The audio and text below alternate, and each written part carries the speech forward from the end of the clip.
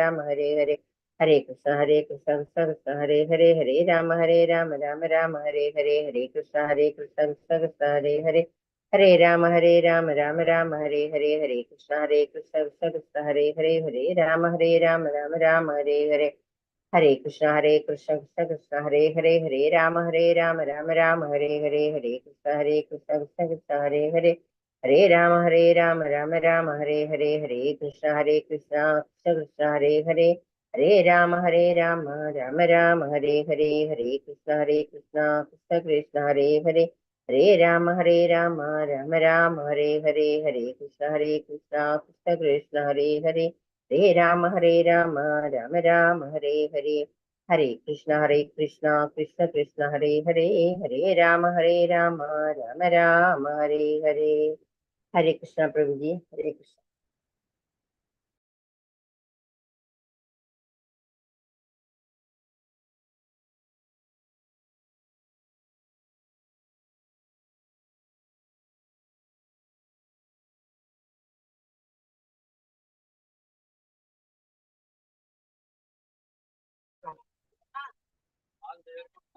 हरे कृष्ण प्रभु जी, दंडवत प्रणाम।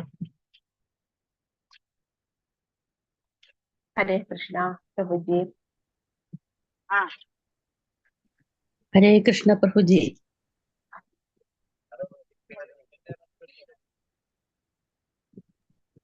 हरे कृष्ण प्रभु जी। प्रभु जी മ്യൂട്ടിലാണ്.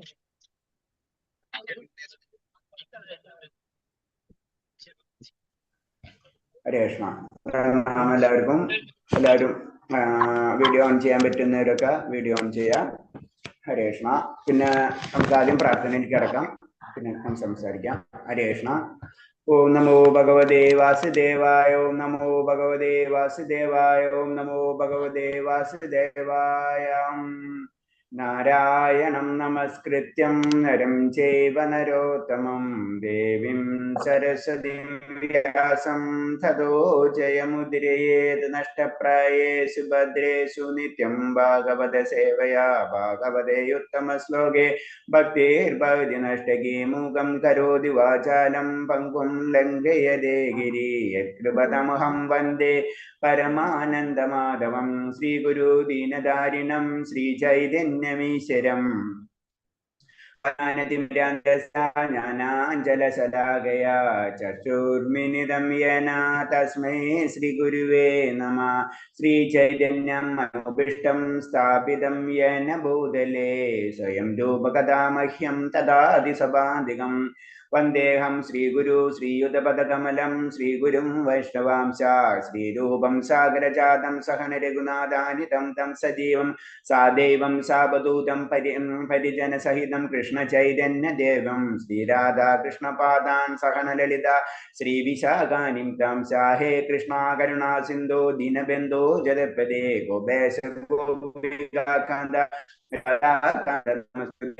കാഞ്ചന ദിവ്യാംഗേ രാധേ വൃന്ദാവനേശ്വരി വൃഷഭാനുസുതേ ദേവി പ്രണമാമി ഹരിപ്രിയേ. വാഞ്ചകൽപതരൂപേച്ഛ കൃപാ സിന്ധിഭ്യേവ ച പതിനാം പാവനേഭ്യോ വൈഷ്ണവേഭ്യോ നമോ നമഃ. നമോ വിഷ്ണുവാദായ കൃഷ്ണപ്രേഷ്ഠായ ഭൂതലേ ശ്രീമതേ ഭക്തിവേദാന്ത സ്വാമിന്നിധി നാമിനെ. നമസ്തേ സാരസ്വദേവേ ഗൗരവാണി പ്രചാരിണേ നിർവിശേഷ ശൂന്യവാദി പാശ്ചാത്യദേശധാരിണേ. ജയ ശ്രീകൃഷ്ണ ചൈതന്യ പ്രഭു നിത്യാനന്ദ ശ്രീ അദ്വൈത ഗദാധര ശ്രീവാസാദി ഗൗരഭക്തവൃന്ദ. ഹരേ കൃഷ്ണ കൃഷ്ണ കൃഷ്ണ ഹരേ ഹരേ, ഹരേ രാമ രാമ രാമ ഹരേ ഹരേ, ഹരേ കൃഷ്ണ കൃഷ്ണ കൃഷ്ണ ഹരേ ഹരേ, ഹരേ രാമ രാമ രാമ ഹരേ ഹരേ, ഹരേ കൃഷ്ണ കൃഷ്ണ കൃഷ്ണ ഹരേ ഹരേ, ഹരേ രാമ രാമ രാമ ഹരേ ഹരേ. ഹരേ കൃഷ്ണ. പ്രഭാത് കി ജയ്, ഗുരുദേവ് കി ജയ്, ആനന്ദ കോടി വൈഷ്ണവ ഭക്ത കി ജയ്. ഹരേ കൃഷ്ണ. പ്രണാമം എല്ലാവർക്കും. നമ്മള് ഇന്ന് എത്രാമത്തെ ശ്ലോകം അതായത് ഹരേ കൃഷ്ണ ഓർമ്മയുണ്ടോ? 14 13 വരെ എടുത്ത് 15 അല്ലേ? 15 13 ആ 14 എടുക്കേണ്ടത് ഇനി 14 എടുക്കേണ്ടത്. 14 എടുക്കണം അല്ലേ? Okay, thank you Mataji. Hare Krishna. ഇപ്പൊ പുരുഷോത്തമ യോഗം, ഈ പുരുഷോത്തമ യോഗത്തിലാണ് ഭഗവാന്റെ ഗ്രഹത്തിനെ പറ്റി, ഭഗവാന്റെ ലോകത്തിനെ പറ്റി ഭഗവാൻ വർണ്ണിക്കുന്ന ശ്ലോകം ഉള്ളത് ശരിക്കും 14ാമത്തെ അധ്യായത്തിലാണ്.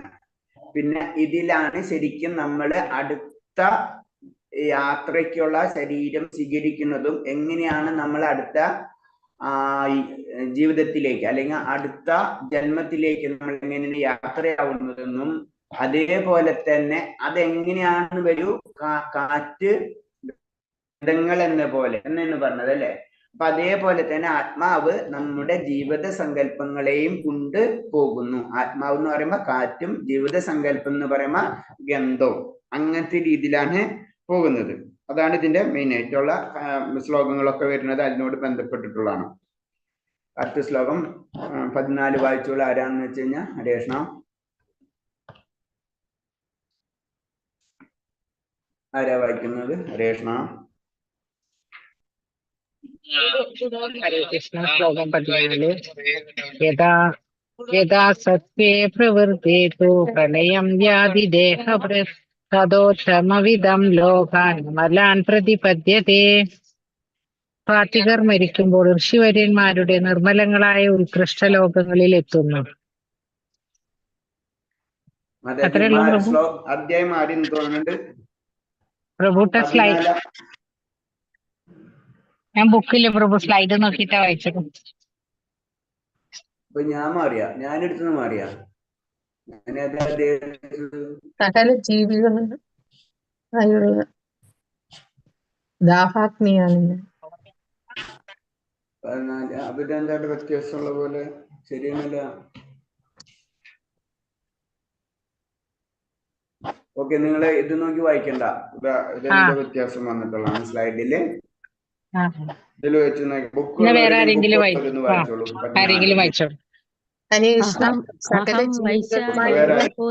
പ്രാണിനാം ദേഹമാശ്രിതഃ പ്രാണാപാന സമായുക്ത പശ്യാമിന്യം ചതുർവിധം.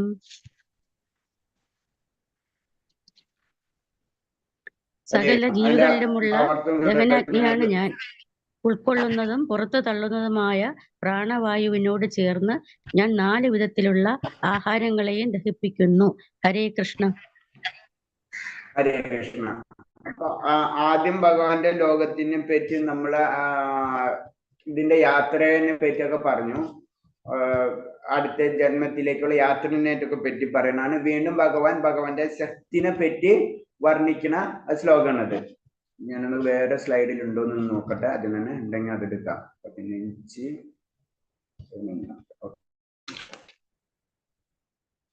അപ്പൊ പറഞ്ഞു, അഹം വൈശ്വനരോ ഭൂതോ പ്രാണിനം ദേഹമാശ്രിതം പ്രാണപാന സമായുക്ത ഭജമന്യം ചതുർവിധം. സകല ജീവജാലന ദഹനാഗ്നിയാണ് ഞാൻ. ഉൾക്കൊള്ളുന്നതും പുറന്തള്ളുന്നതുമായ പ്രാണവായുവിനോട് ചേർന്ന് ഞാൻ 4 വിധത്തിലുള്ള ആഹാരം ദഹിപ്പിക്കുന്നു. അപ്പൊ ഭഗവാൻ പല ശക്തികളായിട്ട് തിരിഞ്ഞ് വീണ്ടും പല ശക്തികളായിട്ട് തിരിയുന്നുണ്ട്. അതാണ് പറയുന്നത്. അപ്പൊ ഇതിൽ എന്താണ് എല്ലാ നമുക്കറിയാം ദഹനം അല്ലെ, വളരെ ഇമ്പോർട്ടന്റ് ആണ് ഇത്. അപ്പൊ അതില് ആ അഗ്നി ദഹിക്കാനൊരു അഗ്നി അത് ഞാനാകുന്നു. പിന്നെന്താണ് പറയുന്നത്? ഉൾക്കൊള്ളുന്ന പ്രാണവായുവിനോട് ചേർന്ന്. പ്രാണവായു എന്ന് പറയുമ്പോൾ എന്താണ്? ഉള്ളിലേക്കും വരും പുറത്തേക്കും വരും, ഇങ്ങനെ കറങ്ങിക്കൊണ്ടിരിക്കണല്ലേ പ്രാണവായു. പ്രാണവായുവിനോടും ചേർന്ന്. അപ്പൊ അഗ്നിയും വായു ഇത് രണ്ടും കൂടെ ചേർന്നിട്ടാണ് ഈ 4 വിധത്തിലുള്ള ആഹാരം ദഹിപ്പിക്കുന്നത്. ഈ 4 വിധം എന്ന് പറയുമ്പോ 4 വിധത്തിലുള്ള ആഹാരം എന്ന് പറയുമ്പോ അതിൽ വരുന്നതാണ് വിഴുങ്ങേണ്ടവ, ചവച്ചിറക്കേണ്ടവ, നക്കി കഴിക്കേണ്ടവ, വലിച്ചൂറ്റി കുടിക്കേണ്ടവ. അങ്ങനെ 4 തരം ആഹാര പദാർത്ഥങ്ങൾ 4 തരം ഉണ്ടെന്ന് പറയുമ്പോ അതാണ് പറയുന്നത്. അപ്പൊ പരമപുരുഷൻ എന്ന് പറഞ്ഞാൽ അഗ്നിയുടെ പ്രതിനിധിയാണ്. അപ്പൊ നമ്മുടെ അഗ്നിദേവൻ ഉണ്ടെങ്കിലും അതിന് ശക്തി നൽകുന്നത് ഭഗവാനാണ്. പറയില്ല, സൂര്യൻ ഉണ്ടെങ്കിലും സൂര്യന്റെ തേജസ്സിന് ശക്തി നൽകുന്നത് ഭഗവാനാണ്. സൂര്യൻ എന്ന് പറയുമ്പോ തേജസ്സാണ് അല്ലെ?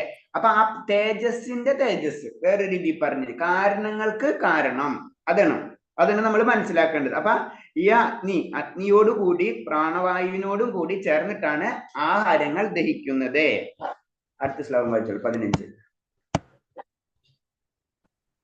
സർവസ്യ 15 ചാഹം ഹൃദി സന്നിവിഷ്ടോ മത്തസ്മൃതിർജ്ഞാനമപോഹനം ച വേദൈ ച സർവൈരഹമേവ വേദ്യോ വേദാന്തകൃദ്വേദവിദേവ ചാഹം.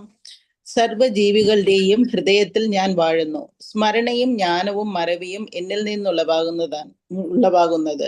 എല്ലാ വേദങ്ങളിലൂടെയും അറിയേണ്ടത് എന്നെ തന്നെ. വേദാന്തം ഉണ്ടാക്കിയതും വേദങ്ങളെ അറിയുന്നതും ഞാനാണ്. ഹരേ കൃഷ്ണ. ഹരേ കൃഷ്ണ. ഈ ശ്ലോകത്തിൽ നിന്ന് കുറെ കാര്യങ്ങൾ ഭഗവാൻ നമുക്ക് പറഞ്ഞു തരുന്നുണ്ട്.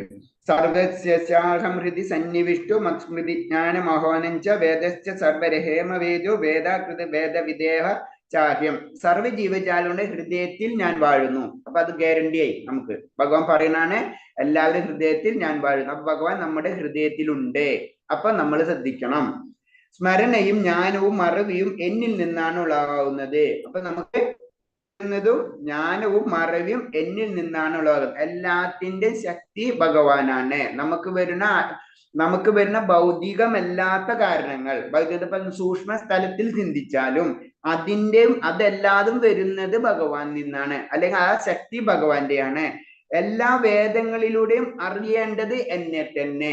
അപ്പൊ വേദങ്ങളിൽ പല കാര്യങ്ങൾ പറഞ്ഞിട്ടുണ്ടെങ്കിലും അതില് അൾട്ടിമേറ്റ് ആയിട്ട് ഒരു ലക്ഷ്യമുണ്ട്. ആ ലക്ഷ്യം എന്ന് പറഞ്ഞത് ഭഗവാനാണെന്ന് ഭഗവാൻ ഈ ശ്ലോകത്തിൽ പറഞ്ഞു തരുന്നു. അപ്പൊ എന്തുകൊണ്ടാണ് നമ്മള് ഭഗവാന് പ്രാർത്ഥിക്കുന്നു? ഭഗവാന് മാത്രം നമ്മൾ കൂടുതൽ ഇമ്പോർട്ടൻസ് കൊടുക്കും. അതിന്റെ അർത്ഥം മറ്റുള്ള ദേവഗണങ്ങളെ നമ്മൾ ഉപേക്ഷിക്കാനോ അവരെ തിരസ്കരിക്കാനോ അല്ല. അത് നമ്മൾ ആദ്യം തെറ്റിദ്ധരിക്കരുത് ഒരിക്കലും. നമ്മൾ ഒരു വീട്ടിൽ പോകുമ്പോ ഗൃഹനാഥനാണ് ഇമ്പോർട്ടൻസ് എന്ന് നമുക്കറിയാം. അതേ മൈൻഡിലായിരിക്കണം നമ്മൾ ചെയ്യേണ്ടത്. മറ്റുള്ളവർ അതിനെ അപമാനിക്കുകയോ അതൊന്നും നമ്മൾ ചെയ്യാൻ പാടില്ല. എല്ലാതും അല്ലെങ്കിലും ശ്രദ്ധിക്കാൻ, നമ്മൾ ഒരു ജീവജാലങ്ങളെയും ഹിംസിക്കാനോ അവർക്ക് യാതൊരു വിഷമം ഉണ്ടാക്കാനോ പാടില്ല. അതാണ് നമ്മുടെ തത്വം തന്നെ. അപ്പൊ പിന്നെ ദേവന്മാരെ പറ്റി നമുക്ക് ചിന്തിക്കാനേ പറ്റില്ല. അവർ അത്രയും ഉയർന്ന ലെവലാണ്. പക്ഷെ അതിനേലും ഉയർന്നതാണെന്നും ഭഗവാന്റെ അണ്ടറിലാണ് ഇവരെല്ലാതും ആണെന്നുള്ള സത്യം നമ്മൾ മനസ്സിലാക്കണം. അതാണ്. അപ്പൊ വേദം എന്ന് പറയുമ്പോ 4 വേദം ഉണ്ടെന്ന് നമുക്ക് ജനറൽ ആയിട്ട് അറിയാല്ലേ. അപ്പൊ 4 വേദത്തിലും അൾട്ടിമേറ്റ് പറഞ്ഞു വരുന്നത് പല കാര്യങ്ങളും അതിലുണ്ട്. അതിൽ തന്നെ ബേസിക് ആയിട്ട് വേദത്തിനെ തിരിക്കുമ്പോ 3 ലെവലായിട്ടാണ് തിരിക്കുന്നത്. ഒന്ന് കർമ്മകാന്ഡം, ഒന്ന് ജ്ഞാനകാന്ഡം, ഒന്ന് ഉപാസനകാന്ഡം. അങ്ങനെ 3 സെക്ഷൻ ആയിട്ടാണ് ജനറൽ ആയിട്ട് തിരിച്ചു വരുന്നത്. അപ്പൊ ഇതിൽ നമ്മൾ ഫസ്റ്റ് ലെവലിൽ പറഞ്ഞത് കർമ്മകാന്ഡത്തിലാണ് നമുക്ക് ഭൗതികമായിട്ടുള്ള ഐശ്വര്യങ്ങൾക്ക് വേണ്ടിയിട്ടുള്ള പൂജാവിധികളൊക്കെ പറഞ്ഞിട്ടുള്ളത്. അപ്പൊ അതിനനുസരിച്ചുള്ള പൂജാവിധികളാണ് നമ്മളിപ്പോ ഇവിടെ നമ്മൾ കാണുന്ന പല പൂജാവിധികളും അതിനോട് ബന്ധപ്പെട്ടിട്ടുള്ളതായിരിക്കും. അപ്പൊ നമുക്ക് ആഗ്രഹങ്ങൾ ഉണ്ടാവും, അതിനനുസരിച്ച് പ്രവർത്തി, അതൊക്കെ അതിനോട് ബന്ധപ്പെട്ട്. അപ്പൊ നമ്മൾ അതിന് ബലം പ്രതീക്ഷിക്കുന്നുണ്ട്. അത് ഭൗതികമായിട്ടുള്ള കാര്യങ്ങളാണ്. മുകളിലേക്ക് പോകുന്ന ഉപരിലോകങ്ങളിലേക്ക് പോകുന്നതിന് വേണ്ടിയിട്ടുള്ള വേദകർമ്മങ്ങളൊക്കെ ഉണ്ട്, അതിനനുസരിച്ചുള്ള കാര്യങ്ങളൊക്കെ ഉണ്ട്. അതൊക്കെ അതിൽ വരുന്നതാണ്.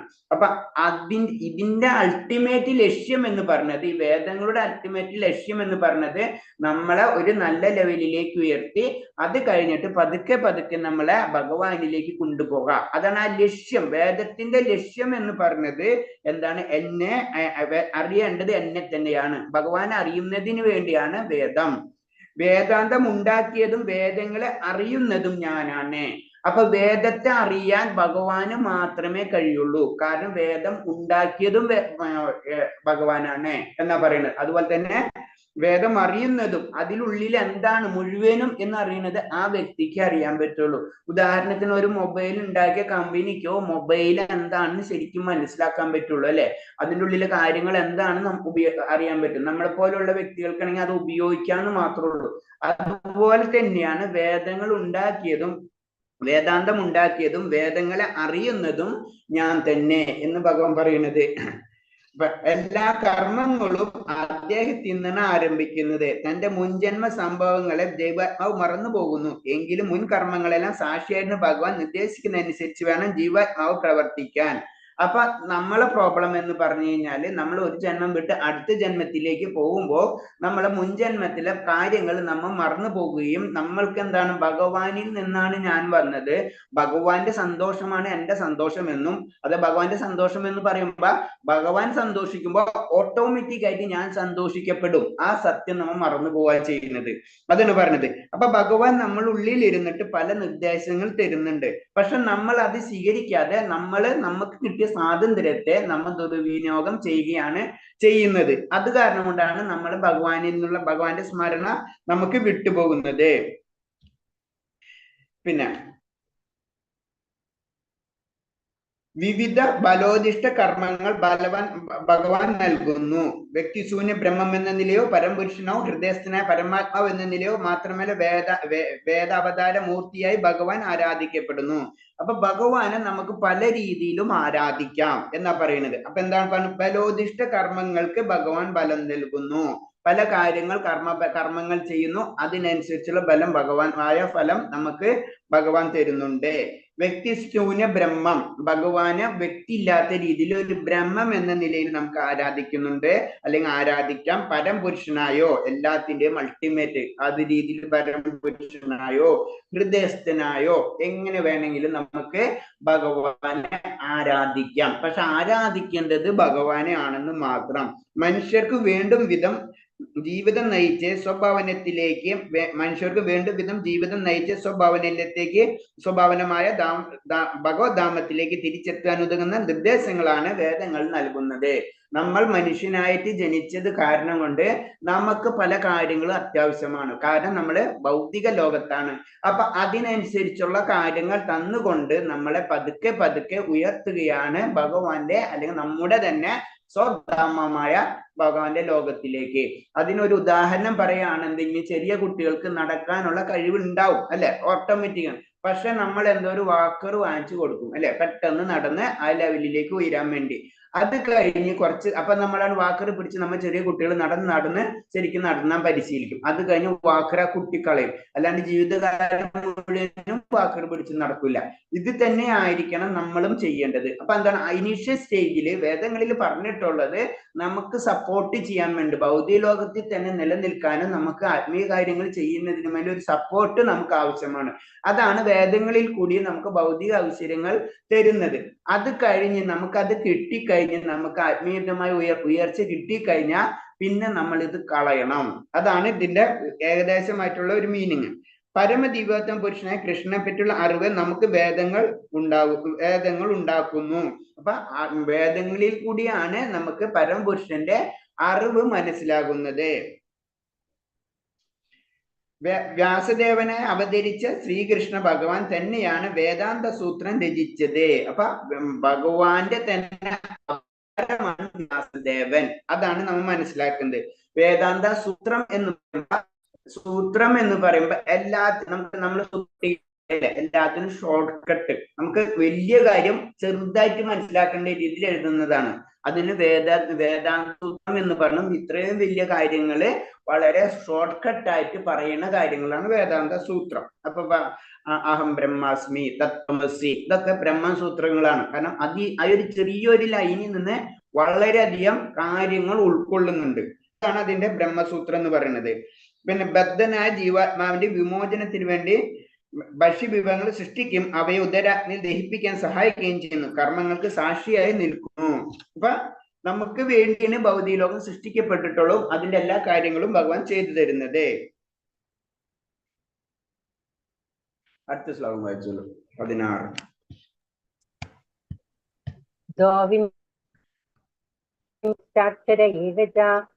സർവാണി ഭൂതാനി ഉച്യതേ. പുരുഷന്മാർ രണ്ടു വിധം, തെറ്റ് പറ്റാവുന്നവരും അല്ലാത്തവരും. ഭൗതിക ലോകത്തിലെ ജീവാത്മാക്കൾക്കെല്ലാം തെറ്റ് പറ്റുന്നവരാകുന്നു. ആധ്യാത്മിക ലോകത്തിലുള്ള ജീവാത്മാക്കൾക്ക് തെറ്റ് പറ്റുകയില്ല. ഹരേ കൃഷ്ണ. ഹരേ കൃഷ്ണ. അപ്പൊ രണ്ടു തരം ആത്മാക്കളെ പറ്റി തന്നെയാണ് ഇതിൽ പറഞ്ഞത്. ദോവ്യമാവ് പുരുഷലോക ശര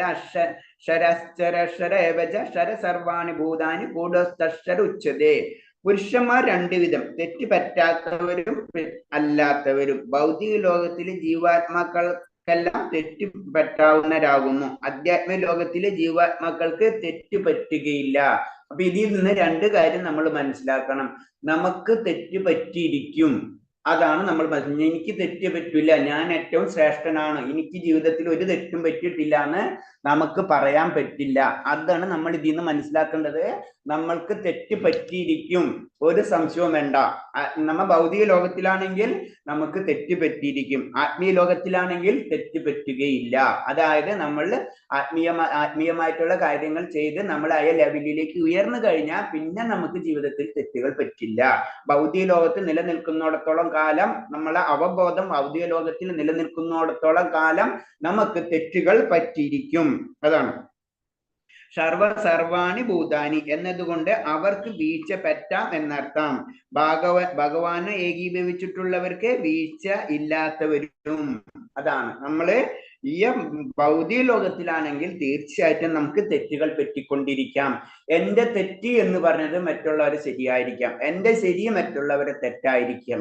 തെറ്റ് എന്തായാലും അവിടൊക്കെ നടന്നുകൊണ്ടിരിക്കും. അതാണ് സംഭവം. കാരണം ഭൗതിക ലോകം എന്ന് പറയുമ്പോൾ ഒരാളെയും 100% സാറ്റിസ്ഫാക്ഷൻ ചെയ്യാനോ, നമ്മൾ 100% സാറ്റിസ്ഫൈഡ് ആണെന്നോ, നമ്മൾ 100% തെറ്റുകൾ ഇല്ലാത്ത വ്യക്തികളാണെന്നോ ഒരിക്കലും പറയാൻ പറ്റില്ല.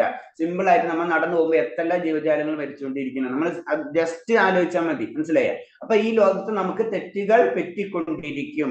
പിന്നെ നമ്മളെ കാര്യം എന്ന് വെച്ച് കഴിഞ്ഞാൽ നമ്മൾ അറിയാം, കുറെ കാര്യങ്ങൾ നമ്മൾ തന്നെ ക്രിയേറ്റ് ചെയ്യുന്ന ഒരു സമൂഹ വ്യവസ്ഥയിൽ നമ്മൾ ജീവിച്ചു കൊണ്ടിരിക്കുകയാണ്.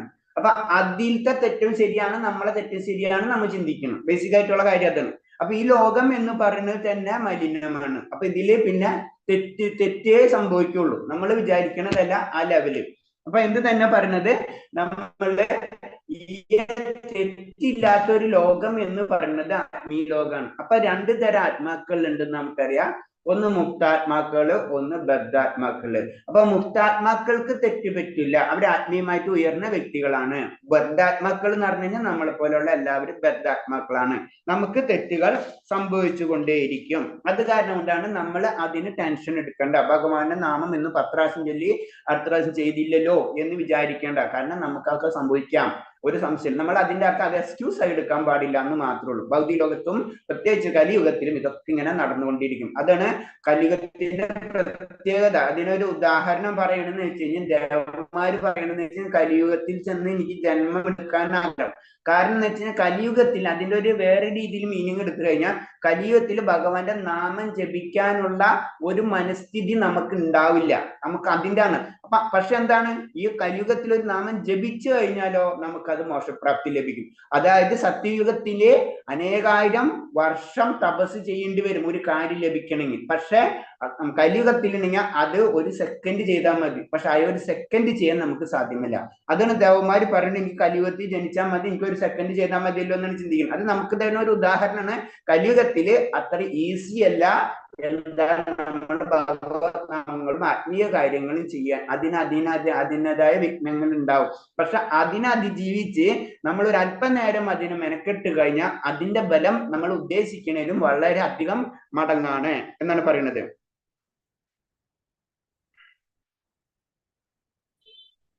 അടുത്ത ശ്ലോകം വായിച്ചോളൂ, 17.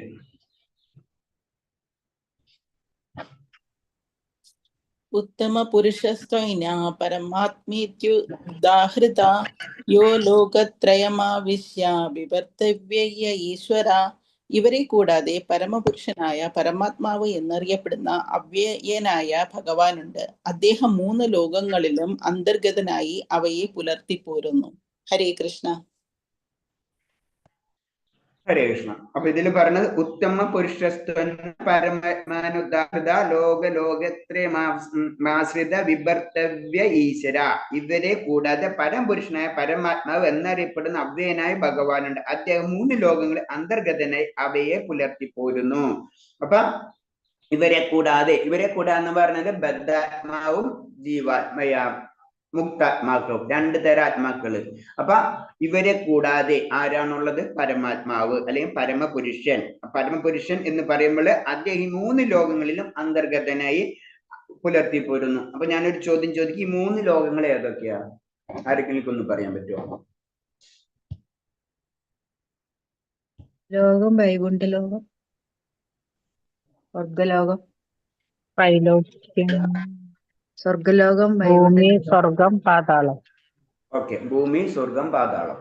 വളരെ സിമ്പിൾ. ആത്മീയ ലോകത്തിനെ പറ്റി ഒന്നും പറയണില്ല. ആത്മീയ ലോകം ഭഗവാന്റെ ലോകമാണ്. നമ്മുടെ ലോകത്തിനെ പറ്റി, നമ്മുടെ ലോകം തന്നെ ഭൗതിക ലോകം, അതാണ് പറഞ്ഞത്. അതിനെ പറ്റിയാണ് ഈ 3 ലോകങ്ങളിൽ അന്തർഗതനായി അവയെ പുലർത്തിപ്പോരുന്നു എന്ന് പറയുന്നത്.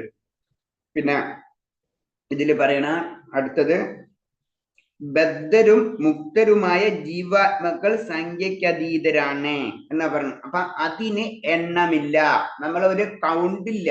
നമ്മളെ ജീവാത്മാക്കളും എല്ലാ ജീവാത്മാക്കളും കൗണ്ടില്ല, അത്ര അനേകായിരമാണെന്ന് പറഞ്ഞു. അപ്പൊ പറയില്ലേ, അനന്തകോടി ബ്രഹ്മാണ്ട നായകൻ എന്ന് പറഞ്ഞ പോലെ അല്ലെ, അത്രയും കോടിക്കണക്കിന് ബ്രഹ്മാണ്ടങ്ങൾ എന്ന് പറഞ്ഞ പോലെ തന്നെയാണ് നമ്മളുള്ള ജീവാത്മാക്കൾ. അപ്പൊ കുറെ ചില വ്യക്തികൾ ചോദിക്കുന്നു, ഇപ്പൊ ജീവാത്മാക്കൾ ഇത്ര ഇല്ല, കൗണ്ട് ഇല്ല. അത് നമ്മളത് പറഞ്ഞ ഭഗവാൻ പറയുന്നുണ്ട്. എന്താ, നമുക്കറിയാം ആത്മാവിനെ പറ്റി വർണ്ണിക്കുന്ന ശ്ലോകങ്ങളിൽ പറഞ്ഞിട്ടുണ്ട്. കാരണം എന്ന് വെച്ച് കഴിഞ്ഞാൽ ഉണ്ടായിട്ടില്ല, ഉണ്ടാകുന്നില്ല, ഉണ്ടായിട്ടില്ല. നമുക്ക് ചിന്തിക്കാൻ പറ്റുമോ ഒരു കാര്യം ഉണ്ടായിട്ടില്ല എന്ന് പറയുമ്പോ? നമ്മളെ ഭൗതികമായിട്ട് ഒരു വസ്തു ഉണ്ടാവുന്നു, കുറച്ച് നിലനിൽക്കുന്നു, നശിക്കുന്നു, ഇതാണ് കൺസെപ്റ്റ്. പക്ഷെ ഉണ്ടായിട്ടില്ല, ഉണ്ടാകുന്നില്ല എന്നൊക്കെ പറയുമ്പോ എന്ന് പറഞ്ഞ പോലെ തന്നെയാണ് ആത്മാക്കളെ പറ്റി പറയുന്നത്. ആത്മാക്കൾക്ക് പറയുന്ന എണ്ണമില്ല എന്നാ പറഞ്ഞത്. അപ്പൊ നമുക്കത് ഇമേജ്, അതാണ് നമ്മളെ ചിന്താഗതി എല്ലാം ശരിക്കും ആത്മീയമായിട്ട് ലെവലിൽ എത്തുമ്പോഴുള്ള ചിന്താഗതി വളരെയധികം ചേഞ്ച് ആയിട്ടുണ്ടാവും.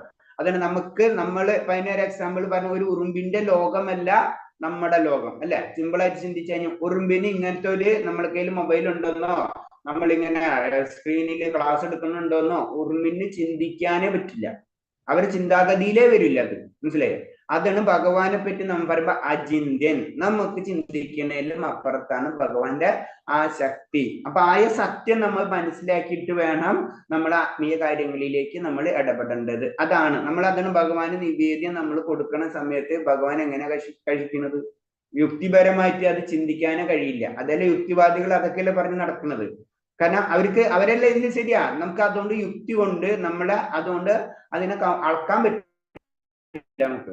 അതിന്റെ അപ്പുറത്താണ് ഭക്തി, യുക്തിയുടെ അപ്പുറത്താണ് ഭക്തി സ്റ്റാർട്ട് ചെയ്യുന്നത്. ഓക്കെ, 18ാമത്തെ ശ്ലോകം. യസ്മാക്ഷരമതീതോഹം അക്ഷരാദഭിചോത്തമ അതോസ്മി ലോകേ വേദേ ച പ്രതിത പുരുഷോത്തമഃ. ഞാൻ ഇന്ദ്രിയങ്ങളെയും അക്ഷരങ്ങളെയും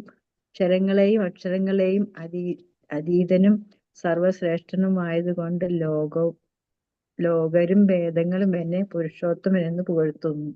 ഹരേ കൃഷ്ണ. ഹരേ കൃഷ്ണ. ഇതാണ് അക്ഷരമതീതോഹ അക്ഷരാദിചോദം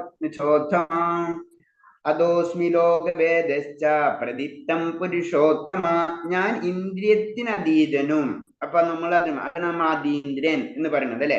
ക്ഷരങ്ങൾക്കും അക്ഷരങ്ങൾക്കും അതീതം, അതാണ് ഏറ്റവും രസം. ക്ഷരങ്ങൾക്കും അക്ഷരങ്ങൾക്കും നമ്മളെ ക്ഷരം എന്ന് പറഞ്ഞാൽ എന്താണ്? അക്ഷരം എന്ന് പറഞ്ഞാൽ എന്താണ്?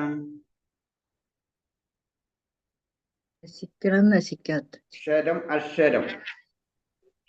നശിക്കാത്ത, അക്ഷരല്ല നശിക്കാത്തത്, ക്ഷരം നശിക്കുന്നത് അല്ലെ. അക്ഷരം എന്ന് പറഞ്ഞാൽ നശിക്കാത്തത്, ക്ഷരം എന്ന് പറഞ്ഞാൽ നശിക്കുന്നത് അല്ലെ. ഞാൻ പറയുന്നു അതിനതീതൻ എന്ന് പറയുമ്പോ, അപ്പൊ നമ്മൾ അതിൽ നിന്ന് മനസ്സിലാക്കേണ്ടത്, നമ്മൾക്ക് ചിന്തിക്കാൻ പറ്റില്ല. നമ്മളെ രീതിയിൽ ഭൗതികമായിട്ടുള്ള എന്തൊരു കാര്യം ഉണ്ടെങ്കിലും നശിച്ചിരിക്കും അല്ലെ, അല്ലെങ്കിൽ നശിക്കാതിരിക്കും. ഇങ്ങനെ 2 കാര്യം നമുക്ക് മനസ്സിലാവുള്ളൂ. ഒരു അതിൽ നിന്നപ്പുറം എന്ന് പറയുമ്പോ നമുക്ക് ചിന്തിക്കണം. അതെങ്ങനെ സംഭവിക്കുക? ഭൗതിക ലോകത്ത് നമുക്ക് ചിന്തിക്കാനേ പറ്റില്ല, പറയാനേ പറ്റില്ല ഇങ്ങനത്തെ കാര്യങ്ങളൊന്നും.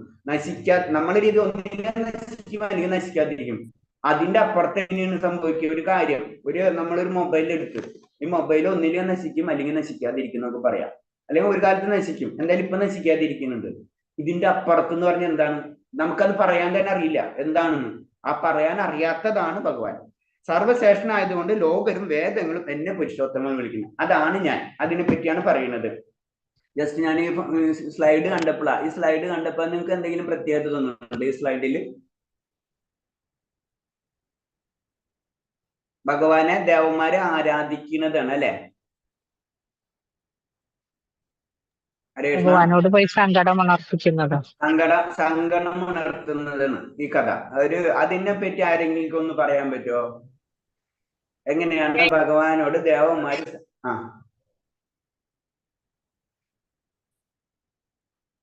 ഹരേഷ്ണ ഭൂമിയുടെ ഭാരം ആയിട്ട് ദേവന്മാരെല്ലാവരും പോയി. അതെ, എന്തെങ്കിലും ഭൂമിയിൽ പ്രശ്നങ്ങളൊക്കെ ഉണ്ടാവുമ്പോ, അതായത് ഭൗതിക ലോകത്തിൽ പ്രശ്നങ്ങളൊക്കെ ഉണ്ടാവുമ്പോ ദേവന്മാര് ചെന്ന് ഭഗവാനോട് പ്രാർത്ഥിക്കുന്ന ഒരു രംഗമാണ് അല്ലെ. അപ്പൊ ഭഗവാനോട് പ്രാർത്ഥിക്കുമ്പോ അവിടെ ആ സമുദ്രം ഉണ്ട്, ആ സമുദ്രത്തിന്റെ ഉള്ളിലാണ് ഭഗവാൻ ഇരിക്കുന്നത് അല്ലെ, ആ സമുദ്രത്തില്. അപ്പൊ സമുദ്രത്തിന്റെ ഇപ്പുറത്ത് നിന്നിട്ടാണ് ദേവന്മാരെല്ലാവരും ഭഗവാനെ പ്രാർത്ഥിക്കുന്നത്. അപ്പൊ ഇത് എന്ന് പറയുമ്പോള് നമുക്ക് അത് നിങ്ങൾ പറഞ്ഞു തന്നിട്ടുണ്ടോ ഒന്നും കൂടെ ക്ലിയർ ചെയ്യാൻ വേണ്ടിയാണ്. നമുക്കറിയാം കാരണോദയസായ വിഷ്ണു, ഗർഭോദയസായ വിഷ്ണു, ക്ഷീരോദയസായ വിഷ്ണു. ക്ഷീരോദയസായ വിഷ്ണു ആണ് നമ്മുടെ ഉള്ളിൽ ഇരിക്കുന്നത് അല്ലെ, നമ്മുടെ ഉള്ളിലുള്ളത്. ഗർഭോദയസായ വിഷ്ണുവിലാണ് ബ്രഹ്മാണ്ടങ്ങൾ ഉണ്ടാവുന്നതെന്നറിയാം അല്ലെ. ബ്രഹ്മാണ്ടങ്ങൾ ഉണ്ടാവുന്നത് ഗർഭോദയസായ വിഷ്ണുവിൽ നിന്നും ബ്രഹ്മാണ്ടങ്ങൾക്കുള്ള ജീവചൈതന്യങ്ങൾ, അതായത് ഭൂമി. മറ്റൊന്ന് പറഞ്ഞു കഴിഞ്ഞാൽ ആദ്യ കാരണോദയസായ വിഷ്ണു ചെയ്യുന്നത് എന്താണ്, ശരിക്കും പ്രപഞ്ചങ്ങൾ ഇങ്ങനെ സ്കെൽട്ടൻ പോലെ ഇങ്ങനെ സൃഷ്ടിക്കാൻ മാത്രമേ ഉള്ളൂ. അതിന്റെ കാര്യങ്ങളല്ലാതെ ഫില്ല് ചെയ്യുന്നത് ഗർഭോദയസായ വിഷ്ണുവാണ്. അതിൽ ഓരോ ഗ്രഹങ്ങളിലും ഉൾപ്പൂകി അതിന്റെ കാര്യങ്ങളെല്ലാം സൃഷ്ടി നടത്തുന്നത് ഗർഭോദയസായ വിഷ്ണുവിൽ നിന്നാണ്. പിന്നെ ഈ ജീവജാലങ്ങൾക്ക് ആ ചൈതന്യം കൊടുക്കുന്നത് ക്ഷീരോദയസായ വിഷ്ണുവാണ്. അപ്പൊ അത് മൂന്നും നമുക്ക് ക്ലിയർ ആയിട്ട് മനസ്സിലാക്കണം. കാരണോദയസായ വിഷ്ണു എന്ന് വെച്ച് കഴിഞ്ഞാല് അത് ഓരോ പ്രപഞ്ചങ്ങൾ സൃഷ്ടിക്കപ്പെട്ടിട്ടുള്ളൂ, അതായത് അനന്ത കോടി ബ്രഹ്മാണ്ടങ്ങൾ സൃഷ്ടിച്ചുകൊണ്ടിരിക്കുകയാണ്. പിന്നെ ഓരോ ബ്രഹ്മാണ്ടത്തിലും കയറുന്നതും അതിൻ്റെ ഉള്ളിലുള്ള കാര്യങ്ങൾ സൃഷ്ടിക്കപ്പെടുന്നതും ഗർഭോദയസായ വിഷ്ണുവാണ്. അത് സൃഷ്ടിച്ചപ്പെട്ട മാത്രമല്ല അതിന് ചൈതന്യം കൊടുക്കുന്നത് ക്ഷീരോദയസായ വിഷ്ണുവാണ്. അത് കഴിഞ്ഞിട്ട് ഗർഭോദയസായ വിഷ്ണു ഓരോ ബ്രഹ്മാണ്ടത്തിനുള്ളിൽ കയറി ഓരോന്ന് ചെയ്യുന്നുണ്ടല്ല, ഇത് ചെയ്യുന്നുണ്ട്. അതുപോലെ തന്നെ കാരണോദയസായ വിഷ്ണു ബ്രഹ്മാണ്ടങ്ങൾ സൃഷ്ടിക്കുന്നുണ്ട്. അപ്പോ ഇതില് വിഷ്ണു ലോകം എന്നറിയപ്പെടുന്ന ഒരു ലോകമുണ്ട്. ആ ലോക എന്ന് പറഞ്ഞതാണ് ശരിക്കും ഭഗവാന്റെ ഗോലോക വൃന്ദാവനത്തിന്റെ ഒരു പതിപ്പാണ്. അതാണ് വിഷ്ണു ലോകം പ്രാപിക്കുക എന്ന് പറഞ്ഞു. വിഷ്ണു ലോകം പ്രാപിക്കുക എന്ന് പറഞ്ഞു കഴിഞ്ഞാൽ ഭഗവാന്റെ ലോകത്തിന്റെ ഒരു പകർപ്പ് ഭൗതിക ലോകത്തിലുണ്ട്. അതെന്ന് പറഞ്ഞാൽ പകർപ്പ് എന്ന് പറഞ്ഞാൽ ആത്മീയമായിട്ട് തന്നെ. ഈ കാണുന്നതൊക്കെ നമ്മൾ പറഞ്ഞത് ഈ എല്ലാ ലോകങ്ങളും, അതായത് എല്ലാ ബ്രഹ്മാണ്ടങ്ങളും ഭൗതിക ലോകങ്ങൾ തന്നെയാണ്. അതിൻ്റെ ഉള്ളില് വിഷ്ണു ലോകം എന്നറിയപ്പെടുന്ന ഒരു ലോകമുണ്ട്, അത് അതീന്ദ്രിയമാണ്. അവിടെയാണ് എല്ലാ കാര്യങ്ങളും സങ്കടങ്ങളും ചെന്ന് ദേവന്മാര് പറയുന്നത്, ആ വിഷ്ണു ലോകത്തിലാണ്. മനസ്സിലായില്ലേ? അപ്പൊ ആ വിഷ്ണു ലോകത്തിൽ ചെന്ന് സങ്കടങ്ങൾ പറയുകയും അതിന്റെ എങ്ങനെയാണ് ഞാൻ ചെയ്യുന്നത് എന്ന് ബ്രഹ്മാവിന് ഉപദേശം ആ മനസ്സിലേക്ക് കിട്ടുകയാണ് ചെയ്യുന്നത്. അങ്ങനെയാണ് കാര്യങ്ങൾ നടന്നു പോകുന്നത്. അപ്പൊ എല്ലാ ബ്രഹ്മാണ്ടങ്ങളിലും എന്താണ്, ഭഗവാന്റെ വിഷ്ണു ലോകം നിലനിൽക്കുന്നുണ്ട്. ആ വിഷ്ണു ലോകത്തിൽ ചെല്ലുന്ന ആ വിഷ്ണു ഭഗവാനെയാണ് ഇവര് എല്ലാവരും ചെന്ന് പ്രാർത്ഥിക്കുന്നത്. അവര് പ്രാർത്ഥിച്ചു കഴിഞ്ഞു കഴിഞ്ഞാൽ ഭഗവാൻ അതെന്ത് ചെയ്യുന്നുണ്ട് എന്ന് പറഞ്ഞു കൊടുക്കുന്നത് ബ്രഹ്മാവിന്റെ മനസ്സിലേക്കാണ്. അത് അത്രേ ഉള്ളൂ ദേവന്മാരുടെ പൊസിഷൻ. ഈ വിഷ്ണു ലോകം എന്ന് പറഞ്ഞാൽ പെട്ടെന്ന് മനസ്സിലാവണമെന്ന് വെച്ച് കഴിഞ്ഞാൽ, നമുക്ക് അമേരിക്ക ഉണ്ടെങ്കിൽ അമേരിക്കയിൽ ഒരു എംബസി ഇന്ത്യയിൽ ഉണ്ടാവും അല്ലെ. ഗോലോക വൃന്ദാവനം എന്ന് പറഞ്ഞാൽ ഭഗവാന്റെ ലോകം, അത് അമേരിക്കയെന്ന് കൂട്ടാം. അതിന്റെ ഒരു ചെറിയ ഒരു കാര്യം ഇന്ത്യയിൽ ഉണ്ടാവും, അതായത് പല രാജ്യങ്ങളിൽ ഉണ്ടാവും, പല ബ്രഹ്മാണ്ടങ്ങളിൽ ഉണ്ടാവും. അപ്പൊ അവിടെ അവിടെയാണ് ഇപ്പൊ അമേരിക്കയിലേക്ക് എന്തെങ്കിലും കാര്യങ്ങൾ നമ്മൾ നേരിട്ട് പറയണം എന്ന് വെച്ച് കഴിഞ്ഞാൽ നമ്മൾ അവിടെ പോയി ചെന്നിട്ടാണ് പറയാം എന്ന് പറഞ്ഞ പോലെ തന്നെ ഇവിടെ വിഷ്ണു ലോകത്തിൽ ചെന്നിട്ട് നമ്മൾ കാര്യങ്ങൾ പറയും, അതായത് ദേവന്മാര് കാര്യങ്ങൾ പറയും. അവരാണ്, അതായത് വിഷ്ണു ലോകത്തിലെ റെപ്രസെന്റേറ്റീവ് ആയിട്ടുള്ള ക്ഷീരോദയസായ വിഷ്ണു ആണ്. പിന്നെ ഭഗവാനിലേക്ക് കണക്ട് ചെയ്യണം. ഇതാണ് ഒരു സിസ്റ്റം. ഈ സ്ലൈഡ് കണ്ടപ്പോൾ എനിക്ക് ഓർമ്മ വന്നപ്പോ ഞാൻ പറഞ്ഞാണ്. അങ്ങനെയാണ്. അപ്പൊ അത്രയും ദൂരത്താണ് ഭഗവാന്റെ ലോകം. അതായത് ദേവന്മാർ ഇവിടെ ഉണ്ടാകുന്ന എല്ലാ പ്രശ്നങ്ങളിലും ചെന്ന് പറയുന്നത് വിഷ്ണു ലോകത്തിലാണ്. അതിന് വിഷ്ണു ലോകം എന്ന് പറഞ്ഞത്. അപ്പൊ അവിടെ എത്താൻ തന്നെ നമുക്ക് പണിയാ. ഹരേ കൃഷ്ണ. അപ്പൊ അതിനെ അടുത്ത് കഴിഞ്ഞ് നമ്മൾ ഏതാണ് 18ാമത്തെ ശ്ലോകം വായിച്ചോളൂ.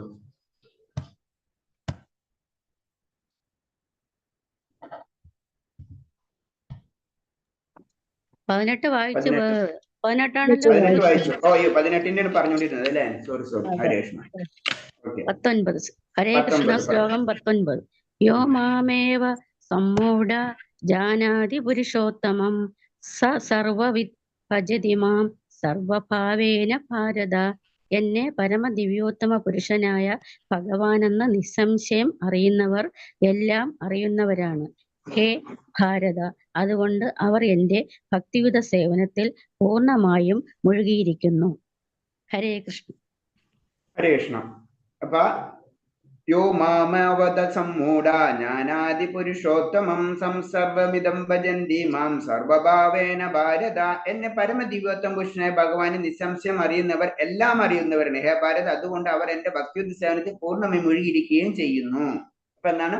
ഭഗവാനെ ശരിക്കും മനസ്സിലാക്കി കഴിഞ്ഞാൽ നമുക്കറിയാം, നമുക്ക് ഏതെങ്കിലും ഒരു കാര്യം കിട്ടിക്കഴിഞ്ഞാൽ ഗുണം ആണെന്ന് വിചാരിച്ച് നമ്മൾ കൂടുതൽ അതിന് ഇൻവോൾവ്മെന്റ് ചെയ്യും.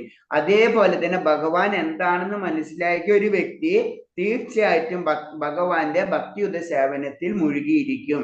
അത് ആത്മാർത്ഥമായി പ്രേമത്തോടുകൂടി ചെയ്തിരിക്കും. നമ്മൾ ചെയ്യുന്നത് എല്ലാതും അങ്ങനെ ആവണം എന്നില്ല. നമ്മൾ അതുകൊണ്ട് നമ്മൾ അനുഷ്ഠാനം സാധന ഒക്കെ ചെയ്ത് പ്രേമഭക്തിയിലേക്ക് നമ്മൾ ഉയരണം. പ്രേമഭക്തിയിൽ എത്തിക്കഴിഞ്ഞാൽ പിന്നെ ശരീരം എന്നുള്ള ആ കൺസെപ്റ്റ് തന്നെ മറന്നു പോകും. കാരണം നമ്മളെല്ലാവരും ഭക്തരാണ്, ഓക്കെ സംബന്ധിച്ചു. പക്ഷെ നമ്മൾ വീണ്ടും വളരെയധികം ഉയരാനുണ്ട്. ആ സത്യം നമ്മൾ മനസ്സിലാക്കണം. പിന്നെ ഭക്തന്മാരും പലവരും പല ലെവലായിരിക്കും. എല്ലാവരും ഒരേ ലെവലിലുള്ളവരും ആയിരിക്കില്ല. നമുക്ക് തോന്നും അവര് ഭക്തനല്ലല്ലോ, ഞാൻ ഭക്തനാണല്ലോ, അല്ലെങ്കിൽ ഞാൻ ഭക്തനല്ലല്ലോ, അവര് ഭക്തനാണല്ലോ എന്നൊക്കെ നമുക്ക് തോന്നാം. അതൊരു തോന്നൽ മാത്രമാണ്. അതൊക്കെ അതിൽ യാഥാർത്ഥ്യമില്ല. നമ്മൾ ചെയ്യേണ്ടത് അനുഷ്ഠാനങ്ങൾ ചെയ്ത് നമ്മുടെ ഭക്തി വർദ്ധിപ്പിക്കുക. അതായിരിക്കണം നമ്മുടെ ലക്ഷ്യം.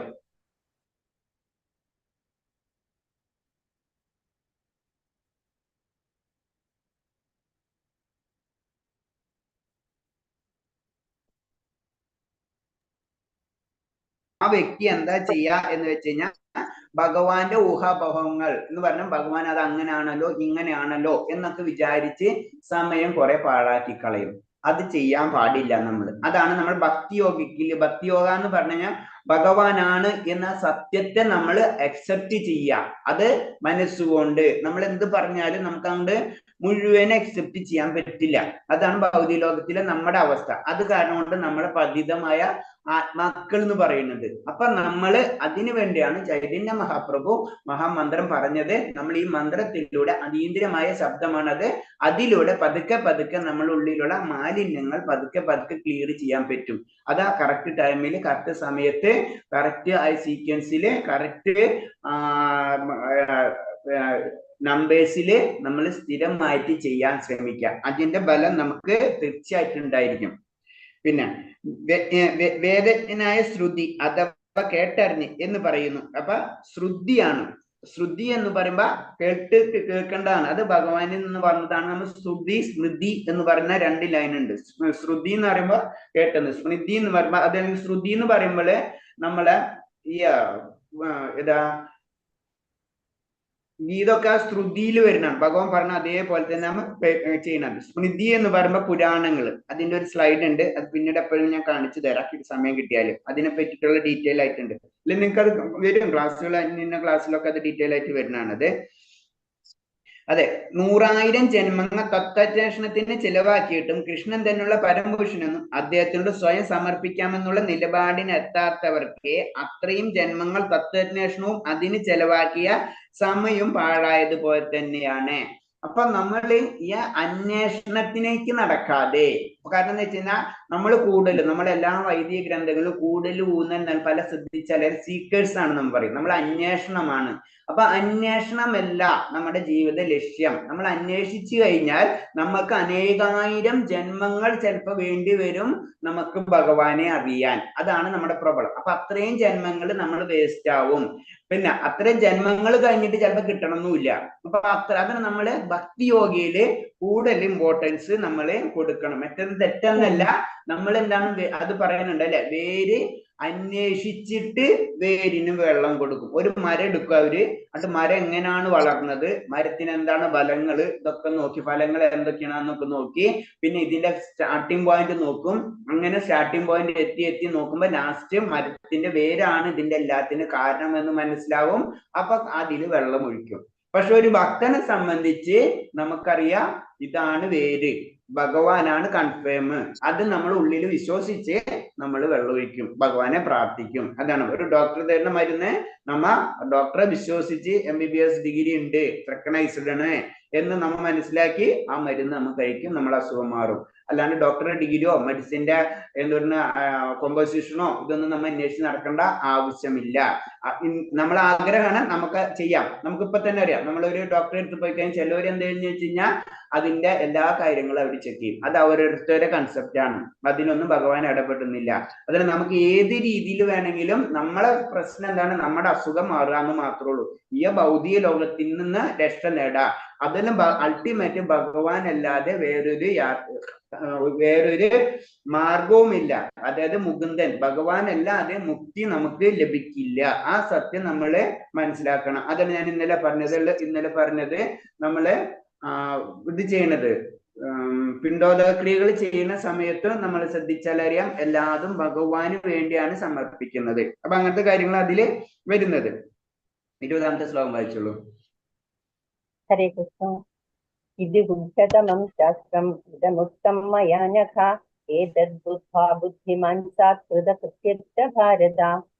ഹേ പാപരഹിത, ഞാനിപ്പോൾ ഉപദേശിച്ച ഈ ജ്ഞാനം വേദഗ്രന്ഥങ്ങളിലെ അവരുടെ രഹസ്യമായ ഭാഗമാണ്. ഇത് അറിയുന്നവർ ബുദ്ധിശാലികളാകും, അവരുടെ പ്രയത്നങ്ങൾക്ക് പൂർണ്ണത കൈവരും. ഹരേ കൃഷ്ണ. ഹരേ കൃഷ്ണ. അപ്പൊ ഇതി ഗുഹ്യതമം ശാസ്ത്രം ഇദമുക്തം മയാ നഘ ഏതദ്ബുദ്ധ ബുദ്ധിമാൻ സ്വാത്കൃതകൃതശ്ച ഭാരത. ഹേ പാപരഹിത, ഞാൻ ഇപ്പോൾ ഉപദേശിച്ച ജ്ഞാനം വേദഗ്രന്ഥങ്ങളിലെ അതിരഹസ്യമായ ഭാഗമാണ്. ഇതറിയുന്നവർ ബുദ്ധിശാലികളും അവരുടെ പ്രയത്നങ്ങൾ പൂർണ്ണത കൈവരും. അപ്പോ പാപരഹിത, അർജുനനെ വിളിക്കുന്ന പേരാണ് അല്ലെ, പാപരഹിതൻ. അപ്പോ ഒരു ഭക്തൻ എന്ന് പറയുമ്പോ പാപരഹിതൻ ആയിരിക്കണം. ആ ഒരു സത്യം കൂടി നമ്മൾ മനസ്സിലാക്കണം. പിന്നെ ഈ ജ്ഞാനം വേദഗ്രന്ഥങ്ങളിലെ അതിരഹസ്യമായിട്ടുള്ള ഭാഗമാണ്.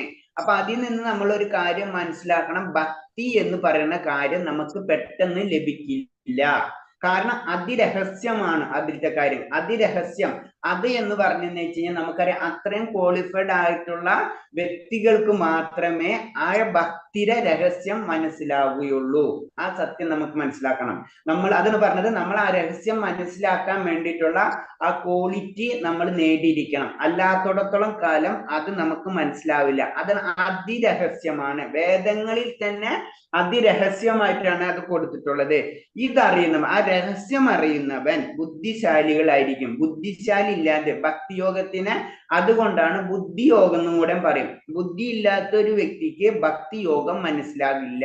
അപ്പൊ അപ്പൊ നമുക്ക് എനിക്ക് ബുദ്ധി ഇല്ലല്ലോ ഭഗവാനെ, അപ്പൊ ഞാൻ ആ ബുദ്ധി ഭഗവാൻ തന്നോളൂ. അതായത് ഭഗവാനിലുള്ള ആകർഷണത നമ്മൾ വളർത്തിയെടുത്ത് കഴിഞ്ഞാൽ ആ ബുദ്ധിയും ജ്ഞാനവും നമ്മളിലുള്ളിൽ തന്നെ ഇരിക്കുന്ന ഭഗവാൻ നമുക്ക് തന്നുകൊള്ളും. അത് വേറൊരു ലെവല്. അപ്പൊ എന്ന് പറയുന്നത് വെച്ച് കഴിഞ്ഞാല് നമുക്ക് ആ രഹസ്യമാണ്, അതിരഹസ്യമാണ്. അതുകൊണ്ടാണ് വെറുതെ ആത്മീയ ജ്ഞാനങ്ങള് അതിനോട് വിശ്വാസം ഇല്ലാത്തവർക്ക് നമ്മൾ പറഞ്ഞു കൊടുക്കേണ്ട ആവശ്യമില്ല. നമ്മൾ ചെയ്യേണ്ടത് എന്താണ്, അവരെ കൊണ്ട് നാമങ്ങൾ ജപിക്കുക, ഭഗവാന്റെ കാര്യങ്ങളിലേക്ക് എല്ലാതും അതിനേ മുന്നേ തന്നെ. കാരണം എന്താ പറഞ്ഞാൽ അവർക്കത് മനസ്സിലാവില്ല. അതിന് ഉദാഹരണം പറയണെന്ന് വെച്ച് കഴിഞ്ഞാല് നമ്മള് പുരുഷോത്തം ഭഗവാന്റെ വിശ്വദർശനം ഭഗവാൻ കാണിക്കുന്നുണ്ട് അല്ലെ. ഇത് തന്നെ പാർഷ്യലായിട്ട് ഭഗവാൻ ദുര്യോധനന് കാണിച്ചു കൊടുക്കുന്നുണ്ട്. ദുര്യോധനന് അത് മനസ്സിലാവണില്ല അല്ലെ. അതാണ് ഈ ലോകത്തിന്റെ പ്രത്യേകത. ഭഗവാനെ മനസ്സിലാവണമെങ്കിൽ ആ ഭക്തന് മാത്രമേ മനസ്സിലാവൂ. അറ്റ്ലീസ്റ്റ് ആ തലത്തിലേക്ക് ഉയരണം. അപ്പൊ അതിനെ മുന്നേ നമ്മൾ എല്ലാ കാര്യങ്ങളും അതാണ് ഗുരുക്കന്മാര് വളരെയധികം ശ്രദ്ധിച്ചിട്ടാണ് ശിഷ്യന്മാരെ അവര് സ്വീകരിക്കുക. കാരണം അല്ലാന്ന് വെച്ച് കഴിഞ്ഞാൽ അവർക്ക് തന്നെ അത് ബുദ്ധിമുട്ടായിട്ട് മാറും. ഇപ്പൊ മറ്റേ നമുക്ക് ആ കഥ അറിയാലോ അല്ലെ, ഭസ്മാസുരന്റെ കഥ. അപ്പൊ അതാണ് അവസ്ഥ. കാരണം നമ്മൾ കൊടുക്കുമ്പോ വളരെയധികം, അതാണ് ഭഗവാനിൽ നിന്ന് നമുക്ക് അനുഗ്രഹങ്ങൾ കിട്ടുന്നത് സമയം പിടിക്കുന്നതും അത് കാര്യം നമുക്കറിയാം, സാധാരണ ഗതിയിൽ അറിയാം അല്ലെ. ഭഗവാനിൽ നിന്നുള്ള അനുഗ്രഹം കിട്ടുന്നത് വളരെ ബുദ്ധിമുട്ടാണെന്ന് എല്ലാവരും പറയും. അതിന്റെ കാരണം എന്ന് വെച്ച് കഴിഞ്ഞാൽ അത്രയും ലെവലിൽ എത്തിക്കഴിഞ്ഞാൽ അത് കിട്ടുള്ളൂ, കിട്ടിക്കഴിഞ്ഞാൽ അത് പോവില്ല. അതാണ് അതിന്റെ പ്രത്യേകത. അതാണ് ഭഗവാനോട് നമ്മൾ എപ്പോഴും പ്രാർത്ഥിക്കേണ്ടത്, എനിക്കും ഭക്തി തരൂ എന്നാ പറയേണ്ടത്. അപ്പൊ അതുപോലെ അതിന് നമ്മൾ ഇന്നലെ നമ്മള് നരസിംഹാവതാരത്തെ പറ്റി പറഞ്ഞിട്ടുണ്ടായിരുന്നു അല്ലെ. ഭക്തിയുടെ വിഘ്നങ്ങളൊക്കെ മാറ്റി തരുന്നത് ശരിക്കും നരസിംഹ ഭഗവാനാണ്. അപ്പൊ അതിലേക്ക് വരണമെങ്കിൽ പതുക്കെ പതുക്കെ നമ്മളെ കുറച്ച് കാര്യങ്ങൾ ജീവിതത്തിലേക്ക് നമ്മൾ കൊണ്ടുവരണം. അതെന്ന് പറയുമ്പോ കുറച്ച് വൈദികമായിട്ടുള്ള കാര്യങ്ങൾ അതിന് ഇൻവോൾവ് ആയി. നമുക്കറിയാം നമ്മളെ ഇതില് ഇസ്കോണില് 4 കാര്യങ്ങളാണ് ഇമ്പോർട്ടൻസ് കൊടുക്കുന്നത്. ഒന്ന് ഭഗവാൻ ശ്രീകൃഷ്ണൻ, രാധാറാണി, ഭഗവാൻ ശ്രീകൃഷ്ണനും അതുപോലെ തന്നെ രാധാറാണിക്കാണ് ഫസ്റ്റ് പ്രയോറിറ്റി. അത് കഴിഞ്ഞിട്ട് പിന്നെ വരുമ്പോഴാണ് ഗുരുവിനുള്ള പ്രയോറിറ്റി. പിന്നെ വരുമ്പോഴാണ് ഇതേപോലെ തന്നെ വൃന്ദാദേവി, അതായത് തുളസി മഹാറാണിക്കുള്ള പൂജകള്. പിന്നെ വരുന്നതാണ് പിന്നെ നരസിംഹ ഭഗവാന്. ഇതിന് സങ്കല്പം ജനറൽ ആയിട്ട് പറയുന്നതാണ്. പിന്നെ പലതുണ്ടാവും ജനറൽ ആയിട്ട് പറയുമ്പോ. പിന്നെ വരുമ്പോഴാണ് അഷ്ടസഖികള്, അതായത് ഭഗവാനും അഷ്ടസഖികളും പറയുന്നത്, ഭഗവാന് രാധാറാണിയും അഷ്ടസഖികളും പറയുന്നത്. പിന്നെ വരുമ്പോഴാണ് ഇപ്പൊ നമ്മള് ചൈതന്യ മഹാപ്രഭു, പിന്നെ അതേപോലെ തന്നെ ഗോസ്വാമികളെ പറ്റി അവരെയും ആരാധിക്കാന്ന് കഴിഞ്ഞാൽ അവരിക്കുന്നുള്ള അനുഗ്രഹം കാരണം കൊണ്ട്. അപ്പൊ ഇങ്ങനത്തെ ഒരു കൺസെപ്റ്റ് ആണ് നിലനിൽക്കുന്നത്. അപ്പൊ ഗോസ്വാമികളുണ്ട്, 6 ഗോസ്വാമികളുണ്ട്. പിന്നെ നമ്മളെ ഗുരുപരമ്പരയിലുള്ള മെയിൻ ആയിട്ട് ഗുരുക്രം. ഇതാണ് ഒരു ജനറൽ ആയിട്ട് ഒരു ലേ ഔട്ട്. ഇതാണ് അപ്പൊ നമ്മളെ ഇസ്കോണിലുള്ള ജനറൽ ആയിട്ടാണ് ഏറ്റവും ഇമ്പോർട്ടൻസ് ഭഗവാന്, പിന്നെ നരസിംഹ ഭഗവാൻ, പിന്നെ തുളസി മഹാറാണി, പിന്നെ ഗുരുക്കന്മാര്, അങ്ങനെയാണ് ഒരു ജനറൽ. പിന്നെ അഷ്ടസഖികൾ, അതായത് ഏറ്റവും മുകളിലുള്ളത് എവിടെയാണ്? ഭഗവാനും രാധാറാണിയും അഷ്ടസഖികളാണ്. അല്ലെ, ഈ അഷ്ടസഖികളാണ് ശരിക്കും താഴ്ത്തിക്ക് വരുന്നത്. അതാണ് 8 ഭാര്യമാര് ഭഗവാന്റെ, മനസ്സിലായി? അപ്പൊ അത് അവതരിക്കുകയാണ്, അവര് താഴ്ത്തിക്ക് വരികയാണ് അഷ്ടസഖികളായിട്ട്. അപ്പൊ അതാണ് പറഞ്ഞത്, നമുക്ക് ആ കാര്യങ്ങളൊന്നും നമുക്ക് പെട്ടെന്ന് മനസ്സിലാവില്ല എന്ന് പറഞ്ഞത്. അപ്പൊ നിങ്ങൾ നാളെ ഒരു കാര്യം ചെയ്യുക, അഷ്ടസഖികളുടെ പേരൊന്ന് പറഞ്ഞു തരണം കേട്ടോ ആരെങ്കിലും. ഓക്കെ, എല്ലാവരും നോക്കി വയ്ക്കുക അഷ്ടസഖികൾ ആരൊക്കെയാണ്. ഓക്കെ, നമ്മളെ പ്രാർത്ഥനയിൽ വരുന്നുണ്ട്. അത് നിങ്ങൾ ശ്രദ്ധിച്ചിട്ടുണ്ടാവില്ല എന്ന് അറിയില്ല. പ്രാർത്ഥനയിലടക്കം അഷ്ടസഖികളെ നമ്മൾ പ്രാർത്ഥിക്കുന്നുണ്ട്. നമ്മളിപ്പോ കാലത്ത് ഫസ്റ്റ് നമ്മൾ വായിക്കണില്ല, അതിൽ അഷ്ടസഖികളുടെ പേരുകളൊക്കെ വരുന്നുണ്ട്. അത് ആരൊക്കെയാണെന്നൊന്ന് നാളെ നോട്ട് ചെയ്തിട്ട് പറയാം. അപ്പൊ ഇനി ഇതിൽ പറഞ്ഞു വരുന്നത്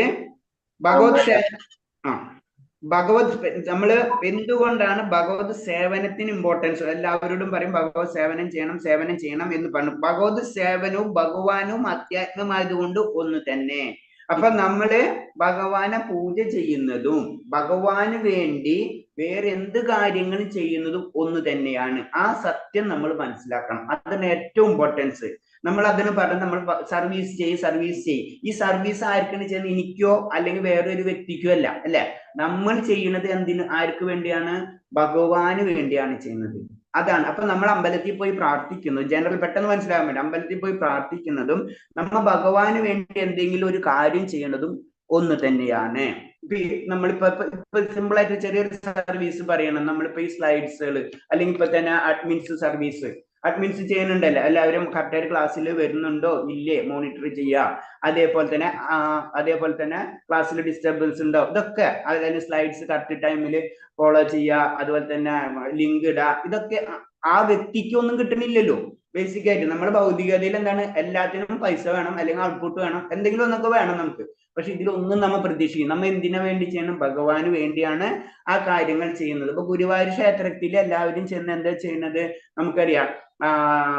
ഇത് ആലപിക്കുകയല്ല, അവരവരെ കാര്യങ്ങൾ അവർ ചെയ്യാറുണ്ട്. നമ്മളെ നൃത്തങ്ങള് ഇതൊക്കെ ചെയ്യുന്നത് അതാർക്ക് വേണ്ടിയാണ്? ഭഗവാന് വേണ്ടിയാണ് ചെയ്യുന്നത്. ഇതാണ് ആ സത്യം. അതും എന്താണ്, ഭഗവാനും ഒന്ന് തന്നെയാണ്. അത് നമ്മൾ മനസ്സിലാക്കുക. അപ്പൊ ഭഗവാന് ക്ഷേത്രത്തിൽ പോയിരുന്ന് പ്രാർത്ഥിക്കുന്നതും ഭഗവാന് വേണ്ടി ചെയ്യുന്ന കാര്യങ്ങളും ഒന്ന് തന്നെയാണ്. അത് രണ്ടും ആധ്യാത്മികമാണ്. അപ്പൊ ആ മനസ്സ് അത് നമുക്ക് പെട്ടെന്ന് വരില്ല. അത് നമ്മൾ പ്രാക്ടീസ് ചെയ്യണം. ഇങ്ങനെ ചെയ്ത് വരുമ്പോൾ നമ്മൾ അറിയാതെ അതിലേക്ക് നമ്മൾ വരും. ഇപ്പൊ ക്ഷേത്രത്തിൽ ഇപ്പൊ ഉണ്ടാകുന്നോ അവിടെ ചെയ്യേണ്ടെന്നല്ല, പക്ഷെ ആ സത്യം മനസ്സിലാക്കുക. നമ്മ ഭഗവാന് വേണ്ടി ചെയ്യുന്ന കാര്യങ്ങൾ എല്ലാതും ആധ്യാത്മികമാണ്. അതിലൊന്നും കുറഞ്ഞു പോകുന്നില്ല. അപ്പൊ അതിന് പറഞ്ഞ് നമുക്ക് എവിടെ ഇരുന്നു കൊണ്ടും ആത്മീയ സേവനങ്ങൾ ചെയ്യാൻ കഴിയും. ഒരിക്കൽ ഭഗവത് സേവനത്തിൽ ഏർപ്പെട്ട മനുഷ്യൻ സ്വാഭാവികമായും പാപരഹിതന്റെ നിലയിൽ എത്തിച്ചേരും. അത്രമേൽ വിശുദ്ധവും വൈഭവമാർന്നത് എത്ര ഭക്തിയുത സേവനം. അപ്പൊ ഭക്തിയുത സേവനം എന്ന് പറയുന്നത് നമ്മൾ ഒരു പ്രാവശ്യം ഏർപ്പെട്ടാൽ തന്നെ പതുക്കെ പതുക്കെ നമ്മൾ അതിൽ ഉയർന്നുകൊണ്ടിരിക്കും. താഴെ വരാനുള്ള സാധ്യത വളരെ കുറവാണ്. അതാണ് ഒരു പ്രാവശ്യം നമുക്ക് ടേസ്റ്റ് കിട്ടിക്കഴിഞ്ഞാൽ, ഭഗവാനെ പറ്റിയിട്ടുള്ള ആ ആഗ്രഹം ഉള്ളിലേക്ക് വന്നു കഴിഞ്ഞാൽ പിന്നെ വീഴ്ച ഉണ്ടാകാനുള്ള സാധ്യത വളരെ കുറവാണ്. അതാണ് പറയുന്നത്, നമ്മൾ എന്തെങ്കിലുമൊക്കെ ചെയ്തുകൊണ്ടിരിക്കുക, എന്തെങ്കിലും ഒരു സർവീസുകൾ നമ്മുടെ ജീവിതത്തിലേക്ക് നമ്മൾ കൊണ്ടുവരണം. അപ്പൊ എന്താണ്, എപ്പോഴും ഭഗവാനായിട്ട് ഒരു കണക്ഷൻ നിലനിൽക്കും. അതാണ് നമ്മളപ്പോ ഒരു ആക്ടിവിറ്റി, ജീവിതത്തിൽ ഒരു ആക്ടിവിറ്റി നമ്മൾ എന്തുകൊണ്ട് ഭഗവാനെ അലങ്കരിക്കുന്നു, ഭഗവാൻ ഇതിന്റെ വല്ല ആവശ്യമുണ്ടോ? ഇന്ന് സിദ്ധാരണ യുക്തിവാദികൾ എന്തിന്റെ ആവശ്യമില്ല, അതും ഭഗവാൻ തരുന്നു, പിന്നെ ഭഗവാനെ അലങ്കരിക്കുന്നു ചോദിക്കും. അതാണ് നമ്മുടെ സേവനം, മനസ്സിലായി? അപ്പൊ നമ്മൾ എന്താണ്, ആക്ടിവിറ്റി ആണ്. നമുക്ക് ആക്ടിവിറ്റീസ് വേണം. നമുക്ക് വെറുതെ നമ്മൾ സിമ്പിൾ ആയിട്ട് പറഞ്ഞു നമ്മൾ വെറുതെ ഇരിക്കാൻ വരെ നമുക്ക് നിൽക്കൂല, അല്ലെ? അത് നമ്മുടെ ഒരു സ്വഭാവം അങ്ങനെയാണ്. അതേപോലെ തന്നെ കാരണം ഭഗവാന്റെ അംശം നമ്മളാണ്. അപ്പൊ ഭഗവാനും ആക്ടിവിറ്റിയാണ്, ഭഗവാൻ ഇഷ്ടപ്പെടുന്നതും ആക്ടിവിറ്റീസ് ആണ്. അതാണ് നമ്മൾ ഭഗവാനെ അലങ്കരിക്കുന്നതും അങ്ങനെ അതിൽ ആനന്ദം നമ്മൾ കണ്ടെത്തുകയും ചെയ്യുന്നത്. അത് നമ്മളെ ആക്ടിവിറ്റീസ് ആണ്. അപ്പൊ എന്താണ്, ഭഗവാനായിട്ട് ഇന്റർ കണക്ഷൻസ് നമുക്ക് കിട്ടിക്കൊണ്ടിരിക്കുകയാണ്. അപ്പൊ നമ്മ പറയണത് ഭൗതിക പ്രകൃതിയെ കീഴടക്കമെന്ന ആഗ്രഹമാണ് മനുഷ്യന്റെ അധപതനത്തിന് കാരണം. അത് മനുഷ്യ പ്രകൃതിയെ, ഭൗതിക പ്രകൃതിയെ കീഴടക്കണം എന്ന് പറഞ്ഞത് കഴിഞ്ഞാൽ എല്ലാതും എനിക്ക് വേണ്ടിയിട്ടാണ് സൃഷ്ടിക്കപ്പെട്ടിട്ടുള്ള ഒരു തെറ്റിദ്ധാരണ. അതാണ് പറഞ്ഞത്, അത് നമ്മുടെ അധപതനത്തിന് കാരണമായി.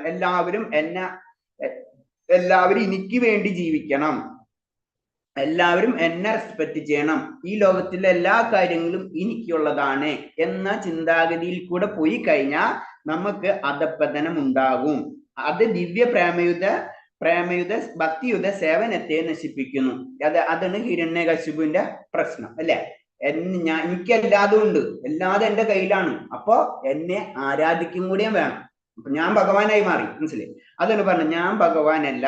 അപ്പൊ അതാണ് പറഞ്ഞത്, അങ്ങനെ വരുമ്പോ പ്രേമയുദ്ധ സേവനത്തെ നശിപ്പിക്കുന്നു. ഭൗതിക പ്രകൃതിയെ കീഴടക്കാനുള്ള വാസന വളരുന്നതോടൊപ്പം ഭൗതിക പദാർത്ഥങ്ങളുള്ള ആസക്തിയും അതി നേടാനുള്ള മനോഭാവം കൂടുന്നു. അതാണ് രണ്ടാമത്തെ മനോദൗർലഭ്യം. അപ്പൊ നമ്മൾ എന്താണ്, നമുക്ക് പല ആഗ്രഹങ്ങൾ ഉണ്ടാവുമ്പോ അതിനനുസരിച്ചുള്ള കാര്യങ്ങൾ നമ്മൾ ഇങ്ങനെ ചെയ്തുകൊണ്ടിരിക്കും. അപ്പൊ ഒരു കർമ്മത്തിന്റെ മുകളിൽ അടുത്ത കർമ്മഫലങ്ങൾ ഇങ്ങനെ ചെയ്തുകൊണ്ടിരിക്കും. അതാണ് പ്രോബ്ലം. ഈ ദൗർലഭ്യത്തിൽ നിന്നും ഭൗതിക ജീവിതത്തിലെ പ്രശ്നങ്ങൾ ഉളവാകുന്നത്. ഇതിൽ നിന്നാണ് ഓരോ പ്രശ്നങ്ങൾ സ്റ്റാർട്ടാണ്. അതായത് ഒരു കർമ്മം ചെയ്യും, അതിന് മുകളിൽ വേറൊരു കർമ്മം ചെയ്യും, അങ്ങനെ കർമ്മത്തിന്റെ മുകളിൽ കർമ്മങ്ങൾ ചെയ്ത് നമ്മൾ ബന്ധനങ്ങളിലായിക്കൊണ്ടിരിക്കും. അതാണ് നമ്മൾ ശ്രദ്ധിച്ചാൽ ഒരു ആചാര്യന്മാർ വളരെ ജനറൽ ആയിട്ട് പറഞ്ഞു, അവരുപയോഗിക്കുന്നത് വളരെ ലിമിറ്റഡ് ആയിട്ടുള്ള ആഹാരങ്ങളും ആവശ്യത്തിന് ഭക്ഷണം കഴിക്കണം. അത് നമ്മൾ പഠിച്ചു കഴിഞ്ഞിട്ടുള്ള ശ്ലോകങ്ങൾ പഠിച്ചിട്ടില്ല, വരുന്നുണ്ട് അതല്ലേ? അത് ഇതിലാണ് തോന്നുന്നു, കഴിഞ്ഞു, അത് എനിക്കൊരു ഓർമ്മയില്ല. ഓക്കെ, വല്ല കഴിഞ്ഞല്ലോ അത്. അപ്പൊ നമ്മൾ കഴിക്കണം, ഭക്ഷണങ്ങളൊക്കെ മസ്റ്റാണ്. പക്ഷെ എന്താണ്, അവരെ ശ്രദ്ധിച്ച് അവർക്ക് ഒരു ഒറ്റ ഡ്രസ്സ് ഉണ്ടാവുള്ളൂ, ആചാര്യന്മാർക്ക് രണ്ട് ഡ്രസ്സ് ഉണ്ടാവുള്ളൂ, ബാക്കി ഫുൾ ഡ്രസ്സ് ഉണ്ടാവുള്ളൂ. എത്ര കാര്യങ്ങൾ നമ്മളിലേക്ക് വരും, അതൊക്കെ നമ്മളെ ഭൗതിക ബന്ധനങ്ങൾ കൂട്ടിക്കൊണ്ടിരിക്കുകയാണ്. അതാണ് പറയുന്നത്. അപ്പൊ ആസക്തിയാണ്, ആസക്തിക്ക് അനുസരിച്ച് ഒരേ സാധനങ്ങളും ഒക്കെ നമ്മൾ ചെയ്ത് ഉപയോഗിച്ചു കൊണ്ടിരിക്കും. അപ്പൊ എത്ര നമുക്ക് ആ ബന്ധനങ്ങൾ കൂടും. നമ്മൾ സിമ്പിൾ ആയിട്ട് ഒരു മൊബൈൽ എടുക്കണമെങ്കിൽ, ഞാൻ ജനറൽ ആയിട്ട് പറയണ, എല്ലാവരും അത് ആ ലെവലിൽ മനസ്സിലാക്കണം. കാരണം എന്ന് വെച്ച് കഴിഞ്ഞാൽ അതിന്റെ പിറകിൽ എന്തെല്ലാം കാര്യങ്ങൾ കണക്റ്റഡ് ആയിരിക്കും. അപ്പൊ ഞാൻ പറഞ്ഞു, ഞാൻ അത്ര ഭയങ്കര പെർഫെക്റ്റ് ആയിട്ട് ജീവിക്കുന്ന വ്യക്തിയാണ്. അതെന്താണ്, അത് അപ്പൊ മൊബൈലോ അത് നമുക്ക് ആവശ്യമാണ്. അപ്പൊ പ്രഭാസ്വാമി പറയുന്നുണ്ട്, അല്ലെ? പ്രഭാസ്വാമി ആയാലും വലിയ വലിയ കാറുകളിലാണ് യാത്ര ചെയ്യുന്നത്. അപ്പൊ ചോദിക്കുന്നുണ്ട്, അങ്ങ് സന്യാസിയല്ലേ, അപ്പൊ പിന്നെ ഇങ്ങനെയൊക്കെ വലിയ വലിയ ഇതിലൊക്കെ എങ്ങനെ യാത്ര ചെയ്യാം? ഞാൻ എനിക്ക് വേണ്ടിയല്ല യാത്ര ചെയ്യുന്നത്, ഞാൻ യാത്ര ചെയ്യുന്നത് ഭഗവാന് വേണ്ടിയാണ്. എനിക്ക് വേണ്ടിയാണ് ഞാൻ അത് യാത്ര ചെയ്യുന്നത് എന്ന് എനിക്ക് തോന്നിയോ അന്ന് അത് ഭൗതികമായി മാറി. അതാണ് അത് പ്രശ്നം. അതാണ് നമുക്ക് എല്ലാ കാര്യങ്ങളും ഭഗവാന് വേണ്ടി നമ്മൾ ഉപയോഗിക്കുന്ന തലത്തിലേക്ക് നമ്മൾ ഉയരണം. അപ്പൊ സന്യാസിമാര് അവരെന്താ പറയുക, ആ ഒരു ഡ്രസ്സിങ് അത്രേ അവർക്കെല്ലാം ഉണ്ടാവുള്ളൂ, ലിമിറ്റഡ് ആയിട്ടുള്ളൂ. കാരണം അതിൽ കൂടുതലുള്ള ഭൗതിക ബന്ധനങ്ങൾ അവർ ഇഷ്ടപ്പെടുന്നില്ല. അത് കാരണമാണ് ബ്രഹ്മചരി, വിവാഹം ഒന്നും കഴിക്കാതെ, അതൊക്കെ ബന്ധനങ്ങളാണ്. അപ്പൊ അതാണ് അവർ അങ്ങനത്തെ കാര്യങ്ങൾ ചെയ്യുന്നത്. അതായത് എല്ലാ ബന്ധനങ്ങളിൽ നിന്ന് പതുക്കെ പതുക്കെ മാറുക, കൂടുതൽ അതാണ് നമ്മൾ ചെയ്യുന്നത്. നേരെ ഓപ്പോസിറ്റ് ആണ്. നമ്മള് ബന്ധനങ്ങൾ കൂട്ടിക്കൊണ്ടിരിക്കുകയാണ്. അവർ ബന്ധനങ്ങൾ കുറയ്ക്കാനുള്ള മാർഗങ്ങളിൽ കൂടെ അവർ യാത്ര ചെയ്യാണ് ചെയ്യുന്നത്. അതിന് നമ്മളോട് പറയുമ്പോൾ നമുക്ക് ആത്മീയത അല്ലെങ്കിൽ നമുക്ക് ആത്മസാക്ഷാത്കാരം ലഭിക്കാം എന്ന് പറയുന്നത്. കാരണം ബുദ്ധിമുട്ടുകളാണ്, നമുക്ക് അത്തരം ബന്ധനങ്ങളാണ് ജീവിതത്തിൽ നമുക്ക് വന്നുകൊണ്ടിരിക്കുന്നത്. ഹരേ കൃഷ്ണ. ഇത്ര കഴിയാണ് നമ്മളെ ഈ അധ്യായവും. ഇതൊരു ചെറിയ അധ്യായമാണ്. ഇപ്പൊ ഞാനിത് പറഞ്ഞതിന്റെ ജസ്റ്റ് ഒന്ന് പറയാം. നമ്മള് 14ാമത്തെ ശ്ലോകം തൊട്ടല്ലേ എടുത്തത്. ഓക്കെ, 14ാമത്തെ ശ്ലോകത്തില് പറയുന്നത് ഭഗവാൻ അഗ്നി ദഹനാഗ്നിയാണെന്ന് പറയുന്നത് അല്ലെ. എല്ലാതും ദഹിപ്പിക്കുന്നത് ഞാനാണ് എന്നുള്ള രീതിയിലുള്ള കാര്യങ്ങൾ. അതായത് പ്രാണവായുവായിട്ട് ചേർന്നിട്ട് എല്ലാം. അപ്പൊ പ്രാണവായു അഗ്നിയാണ് നമ്മളെ ദഹനത്തെ സഹായിക്കുന്നത്, ദഹിപ്പിക്കുന്നത് അതാണ്. പിന്നെ ഭഗവാന്റെ ശക്തി പറയുന്നതാണ്. വേദങ്ങളെ അറിയേണ്ടതും അതേപോലെ തന്നെ വേദം ഉണ്ടാക്കിയതും ഒക്കെ ഭഗവാനാണെന്ന് പറഞ്ഞു. ആ ഭഗവാൻ നമ്മളെ പരമദിവ്യോത്തമ പുരുഷനായ ഭഗവാൻ നമ്മുടെ ഹൃദയങ്ങളിൽ ഉണ്ട്. അതിനാണ് പറഞ്ഞത് നമ്മൾ ക്ഷീരോദേശായ വിഷ്ണു. പിന്നെ രണ്ടു തരം ആത്മാക്കളെ പറ്റി പറയുന്നു. ഒന്ന് തെറ്റുപറ്റുന്നവരും ഒന്ന് തെറ്റുപറ്റാത്തവരും. തെറ്റുപറ്റുന്നവരാണ് ബദ്ധ ആത്മാക്കൾ. അതാണ് നമ്മളെല്ലാവരും ബദ്ധ ആത്മാക്കളാണ്. നമുക്ക് തെറ്റ് പറ്റിയിരിക്കും. പിന്നെ പറയുന്നത് ശരങ്ങൾക്ക് ഭഗവാന്റെ ശക്തിനെ പറ്റി വീണ്ടും വർണ്ണിക്കുകയാണ്. ശരങ്ങൾക്കും അക്ഷരങ്ങൾക്കും അതീതനം, ഇന്ദ്രിയങ്ങൾക്ക് അതീതനം. നമുക്ക് ഇന്ദ്രിയങ്ങൾക്ക് അതീതനമൊക്കെ നമുക്ക് സങ്കല്പിക്കാനേ പറ്റില്ല അല്ലെ. നമ്മൾ ചിന്തിക്കുന്നതിന്റെ അപ്പുറം ചിന്തി എന്ന് പറഞ്ഞാൽ നമുക്ക് അത് ചിന്തിക്കാൻ പറ്റുമോ എന്ന് പറഞ്ഞ പോലെ ശരങ്ങൾക്കും അക്ഷരങ്ങൾക്കും അതീതനും. പിന്നെ എന്നെ അതുപോലെ തന്നെ ലോകങ്ങളും വേദങ്ങളും എന്നെ പുരുഷോത്തമൻ എന്ന് പുകഴ്ത്തുന്നു. ശരിക്കും പറഞ്ഞ വേദങ്ങൾ എന്ന് പറയുമ്പോൾ നമുക്ക് ഈ വേദങ്ങൾ എന്ന് പറഞ്ഞ ഭഗവാന്റെ സഭാമണ്ഡലത്തിലുള്ള വ്യക്തികളാണ് വേദങ്ങൾ. അത് ഭാഗവതത്തിലൊക്കെ നോക്കുമ്പോൾ അതൊക്കെ നിങ്ങൾ പതുക്കെ വായിച്ച് നോക്കണം. കുറെ കാര്യങ്ങൾ നമുക്ക് വളരെ ഇൻട്രസ്റ്റിംഗ് ആയിട്ടുള്ള കാര്യങ്ങളൊക്കെ അതിൽ നിന്ന് കിട്ടും നമുക്ക്. പിന്നെ പറയുന്നത് ഭഗവാനെ നിസ്സംശയം അറിയുന്ന വ്യക്തികൾ, ഭഗവാൻ എന്താണെന്ന് ശരിക്കും മനസ്സിലാക്കുന്ന വ്യക്തികൾ, അവർക്ക് ഭഗവാന്റെ സേവനം കറക്റ്റായിട്ട് അവർ ചെയ്തിരിക്കും. ആ സത്യം അവർ മനസ്സിലാക്കി കഴിഞ്ഞാൽ അവര് പിന്നെ അതിൽ നിന്ന് മാറുകയില്ല. ഒരു ആനന്ദം നമുക്ക് കിട്ടിക്കഴിഞ്ഞാൽ പിന്നെ ആ ആനന്ദത്തിന് വേണ്ടി നമ്മൾ എപ്പോഴും അന്വേഷിച്ചു കൊണ്ടിരിക്കും. അതാണ് പിന്നെ പറയുന്നത്. ഇത് ഈ ജ്ഞാനം, അതായത് ആ ഭക്തി, അത് അതീവ രഹസ്യമാണ്. അപ്പൊ അത് ഞാൻ പറഞ്ഞത് അത് രഹസ്യ ജ്ഞാനമാണ്. അപ്പൊ രഹസ്യം ആർക്കും അത്ര പെട്ടെന്ന് ലഭിക്കില്ല അല്ലെ. നമ്മൾക്ക് നമ്മുടെ തന്നെ ഒരു രഹസ്യം നമ്മൾ മറ്റുള്ളവരോട് പറയണമെങ്കിൽ അവരായിട്ട് അത്രയും ക്ലോസ് ആയി കഴിഞ്ഞാൽ മാത്രമേ നമ്മൾ അവരോട് പറയുള്ളൂ അല്ലെ. ഇത് തന്നെയാണ് ഭഗവാന്റെ കാര്യവും. നമുക്ക് ആ ജ്ഞാനം കിട്ടണമെങ്കിൽ ഭഗവാനായിട്ട് അത്രയും നമുക്ക് ക്ലോസ് ആവണം. എന്നാലേ അധികമായ ആ രഹസ്യം നമുക്ക് ലഭിക്കുകയുള്ളൂ. എന്താണ് ഭക്തി, എന്താണ് പ്രേമം എന്നൊക്കെ നമുക്ക് മനസ്സിലാവണമെങ്കിൽ നമ്മൾ അതിനനുസരിച്ചുള്ള ക്വാളിറ്റി നമ്മൾ ഡെവലപ്പ് ചെയ്തിരിക്കണം. എന്നാലേ അർജുനന് ആയ ക്വാളിറ്റി ഉണ്ട്. അതാണ് അർജുന പറയുന്നത് പാപരഹിത എന്ന് പറഞ്ഞത്. പാപമില്ലാത്തവൻ ആ നിലയിലേക്ക് നമ്മൾ ഉയർന്നു കഴിഞ്ഞാലേ ശരിക്കും നമുക്ക് ഭക്തി നമുക്ക് പ്രാക്ടീസ് ചെയ്യാൻ കഴിയുള്ളൂ. അതാണ് പറയുന്നത്. പിന്നെ അതിലെ ഏറ്റവും ഇമ്പോർട്ടൻസ് ഭക്തി പ്രാക്ടീസ് ചെയ്യണമെങ്കിൽ പറയുന്ന ഒരു കാര്യം എന്ന് പറയുന്നത് ഈ ഭൗതിക പ്രകൃതിയെ കീഴടക്കാൻ, അതായത് ആർഭാടം, സിമ്പിൾ ആയിട്ട് നമ്മളെ ഭാഷയെ പറഞ്ഞ ആർഭാടം കുറയ്ക്കുക, ലളിതമായിട്ട് ജീവിക്കാൻ ശ്രമിക്കുക. ഇതാണ് ജനറൽ ആയിട്ട് പറയുന്നത്. അതാണ് നമ്മളുടെ പിന്നെ ഒരു അധ്യായത്തിൽ നമ്മൾ 12ാം അധ്യായത്തിൽ പഠിച്ചു കഴിഞ്ഞാൽ അല്ലെ. കാരണം ഫസ്റ്റ് ലെവൽ എന്ന് പറയുമ്പോൾ എന്താണ് ജീവകാരുണ്യ പ്രവർത്തനങ്ങൾ ചെയ്യുക. അപ്പൊ എന്താണ് നമ്മൾ പതുക്കെ അതിലേക്ക് മടങ്ങാണ് ചെയ്യുന്നത്. എന്ന് ലളിതമായിട്ടുള്ള ഒരു കൺസെപ്റ്റിലേക്ക് മടങ്ങുകയാണ്. അതായത് എല്ലാതും എനിക്ക് ഈ ലോകം പിടിച്ചടക്കണം എന്ന് ചിന്തിക്കഴിഞ്ഞാൽ നമുക്ക് ഒരിക്കലും ലോകം പിടിച്ചടക്കാൻ കഴിയില്ല. അതൊരു സത്യമാണ്. ആ സത്യം നമ്മൾ മനസ്സിലാക്കുക. പക്ഷെ എന്താണ് നമുക്ക് ചെയ്യേണ്ട കാര്യങ്ങൾ ഈ ലോകത്തിലുണ്ട്, അത് നമ്മൾ ചെയ്യണം. കാരണം നമുക്ക് നമ്മളെ ശരീരവും നമ്മളെ കാര്യങ്ങളൊക്കെ നമുക്ക് നിലനിർത്തണം. അതിനൊന്നും ഭഗവാൻ ഒരു കാര്യം പറഞ്ഞില്ല. പക്ഷെ അതാണ് നമ്മളെ വേദങ്ങളുടെ ലക്ഷ്യം എന്ന് പറയുന്നത്. ധർമ്മ അർത്ഥ കാമ മോക്ഷ. ആ ഒരു കൺസെപ്റ്റ് നമുക്ക് മനസ്സിലാക്കി കഴിഞ്ഞാൽ നമുക്ക് ഇതിന്റെ ഒക്കെ ആൻസർ കിട്ടിയിരിക്കും. ഹരേ കൃഷ്ണ. ഇത്രയും പറഞ്ഞതില് ആരെങ്കിലും എന്തെങ്കിലും സംശയം ഉണ്ടെങ്കിൽ ചോദിക്കാം. നമ്മൾ ഈ അധ്യായം കഴിയാണ്. നാളെ നമുക്ക് ഇതിന്റെ ഡിസ്കഷനിലേക്ക് നടത്താം. വേറെ എന്തെങ്കിലും പോയിന്റ്സ് ഉണ്ടെങ്കിൽ ചോദിക്കാം. ഇതിൽ നിങ്ങൾക്ക് ഇഷ്ടപ്പെട്ട ശ്ലോകം ഏതാ? ആരെങ്കിലും പറയൂ. പ്രഭുജി, ഹരേ കൃഷ്ണ. ഈ അഷ്ടസഖികളെ കുറിച്ച് നേരത്തെ മാതാജി ക്ലാസ്സിൽ പറഞ്ഞിട്ടുണ്ട് അല്ലേ? ഓക്കെ, മാതാജി പറഞ്ഞു. അപ്പൊ ക്ലിയർ ആണല്ലോ നിങ്ങൾക്ക് അഷ്ടസഖികളെ പറ്റി.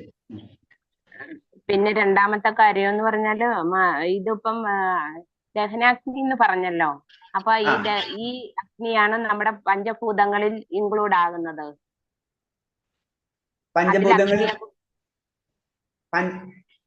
പഞ്ചഭൂതങ്ങൾ എല്ലാ അഗ്നി എന്ന് പറയുമ്പോ തന്നെ അത് ഒരു പാർട്ട് ഉണ്ടല്ലോ, ആ അഗ്നി. അത് ദഹിക്കാനുള്ള അഗ്നി. അപ്പൊ അഗ്നിയിൽ തന്നെ കുറെ ഡിവിഷൻ ഉണ്ടെന്ന് മനസ്സിലാക്കിയാൽ മതി നമുക്ക്. മനസ്സിലായില്ലേ? ഇപ്പൊ വെള്ളം എടുത്തു കഴിഞ്ഞാൽ വെള്ളത്തിൽ തന്നെ പല കാര്യങ്ങളുണ്ട്. ഇപ്പൊ നല്ല വെള്ളം, ചീത്ത വെള്ളം, അങ്ങനെ പല രീതി, പച്ചവെള്ളം, ചുവന്ന വെള്ളം, അങ്ങനെ എങ്ങനെ വേണമെങ്കിൽ നമ്മളെ ഭൗതികമായിട്ട് ചിന്തിക്കണ പോലെ തന്നെ ഈ അഗ്നി തന്നെ പല സെക്ഷൻസ് ഉണ്ട്. മനസ്സിലായി? അതിന് നമ്മുടെ ശരീരത്തിന്റെ ആഹാരത്തെ ദഹിപ്പിക്കുന്ന രീതിയിലുള്ള അഗ്നി. ആ അഗ്നി ഞാനാകുന്നു. അത് മറ്റേ മാതാജി അല്ല, അപ്പൊ അഗ്നി എന്ന് പറയുമ്പോ അവിടെ ഒരു പ്യൂരിഫിക്കേഷൻ അല്ലേ വരുന്നത്. ഇപ്പം നമ്മൾ ഫുഡിനെ അത് ദഹിക്കാൻ വേണ്ടിയിട്ട് നമ്മൾ ചെയ്യുമ്പോൾ അതിലുള്ള മോശമായതിനെ ഒക്കെ മാറ്റുന്നതല്ലേ. അവിടെ ഒരു ഡൈജഷൻ നടക്കുകയല്ലേ. ആ ഡൈജഷൻ എന്ന് പറയുന്ന ഒരു പ്യൂരിഫിക്കേഷൻ അല്ലേ. അപ്പൊ ആ പ്യൂരിഫിക്കേഷന് സഹായമാകുന്നത് അഗ്നി. അപ്പൊ ഇത് തന്നെയല്ലേ എന്റെ സംശയം അതാണ്. അപ്പൊ പഞ്ചഭൂതങ്ങളിലും അത് തന്നെയല്ലേ. അത് ആ ഒരു പ്യൂരിഫിക്കേഷൻ അല്ലേ പറയുന്നത്, അല്ലാതെ വേറിട്ടൊരു അഗ്നിയാണോ? അങ്ങനെയല്ല. അതായത് പ്യൂരിഫിക്കേഷൻ, നമ്മൾ അഗ്നിനെ പറയുമ്പോൾ പ്യൂരിഫിക്കേഷൻ എന്നുള്ള ലെവലിൽ നമ്മളെ മനസ്സിലുള്ളത് അതാണത്. അഗ്നി എന്ന് പറഞ്ഞാൽ പ്യൂരിഫൈ ചെയ്യാം, അത് കറക്റ്റ് തന്നെയാണ്. പക്ഷെ ഈ അഗ്നിയും കൂടെ ഉണ്ടെങ്കിലോ നമ്മളെ പൂർണ്ണത നമുക്ക് കൈവരിക്കുള്ളൂ. അവിടെ പ്യൂരിഫിക്കേഷൻ മാത്രമല്ല അവിടെ നടക്കുന്നത്. ഒരു ശക്തിയും കൂടെ നമുക്ക് വേണം. അഗ്നി എന്ന് പറഞ്ഞിട്ടുള്ള ഒരു കണ്ടന്റും കൂടെ നമ്മളിൽ ഉണ്ട്. അഗ്നി നമ്മളെ ശരീരത്തിൽ നിലനിൽക്കുന്നുണ്ട്. അത് പ്യൂരിഫിക്കേഷന് വേണ്ടിയിട്ടുള്ളതല്ല. മനസ്സിലായേ? അത് അതിന്റെ ഒരു പാർട്ടാണ്. മാതാജി ചോദിക്കണം, അപ്പൊ ഈ ശരീരത്തിൽ പഞ്ചഭൂതങ്ങൾ അഗ്നി ഉണ്ടല്ലോ, ഈ അഗ്നി നമ്മളെ പ്യൂരിഫിക്കേഷൻ ചെയ്യാൻ വേണ്ടിട്ടല്ലേ ഈ അഗ്നി നമ്മുടെ ശരീരത്തിലുള്ളത്? അതല്ലേ ചോദിക്കുന്നത്? അല്ല, ഇപ്പോൾ പറഞ്ഞ ദഹനാഗ്നി എന്ന് പറഞ്ഞല്ലോ. അതെ, ദഹനാഗ്നി എന്ന് പറയുന്ന കൺസെപ്റ്റും ഇതിലെ പഞ്ചഭൂതങ്ങളിൽ പെടുന്ന അഗ്നിയും അപ്പൊ അത് ഒന്നല്ലേ എന്നാ എന്റെ മനസ്സിലായി. അപ്പൊ അതിന് ദഹനാഗ്നി എന്ന് പറയുമ്പോൾ എന്താണ്? അത് രണ്ടായിട്ട് തിരിഞ്ഞ് നമ്മൾ ശ്രദ്ധിച്ചില്ലേ? ദഹനാഗ്നി, അഗ്നി തന്നെ പല സെക്ഷൻസ് ഉണ്ട്. ഇപ്പൊ വിഷ്ണു എന്ന് പറയുമ്പോൾ 11 വിഷ്ണുമാരുണ്ട് അല്ലെ, 12 രുദ്രന്മാരുണ്ട്. നമ്മൾ ശിവൻ എന്ന് പറയുമ്പോ നമ്മളെ ചിന്താഗതി ഒന്നുള്ളൂ അല്ലെ. പക്ഷെ എന്താണ് രുദ്രന്മാരെ എത്ര? 12 പേരല്ലേ നമ്മൾ പഠിച്ചിട്ടുള്ളത്? 11 രുദ്രന്മാരും 12 ആദിത്യന്മാരും അല്ലെ.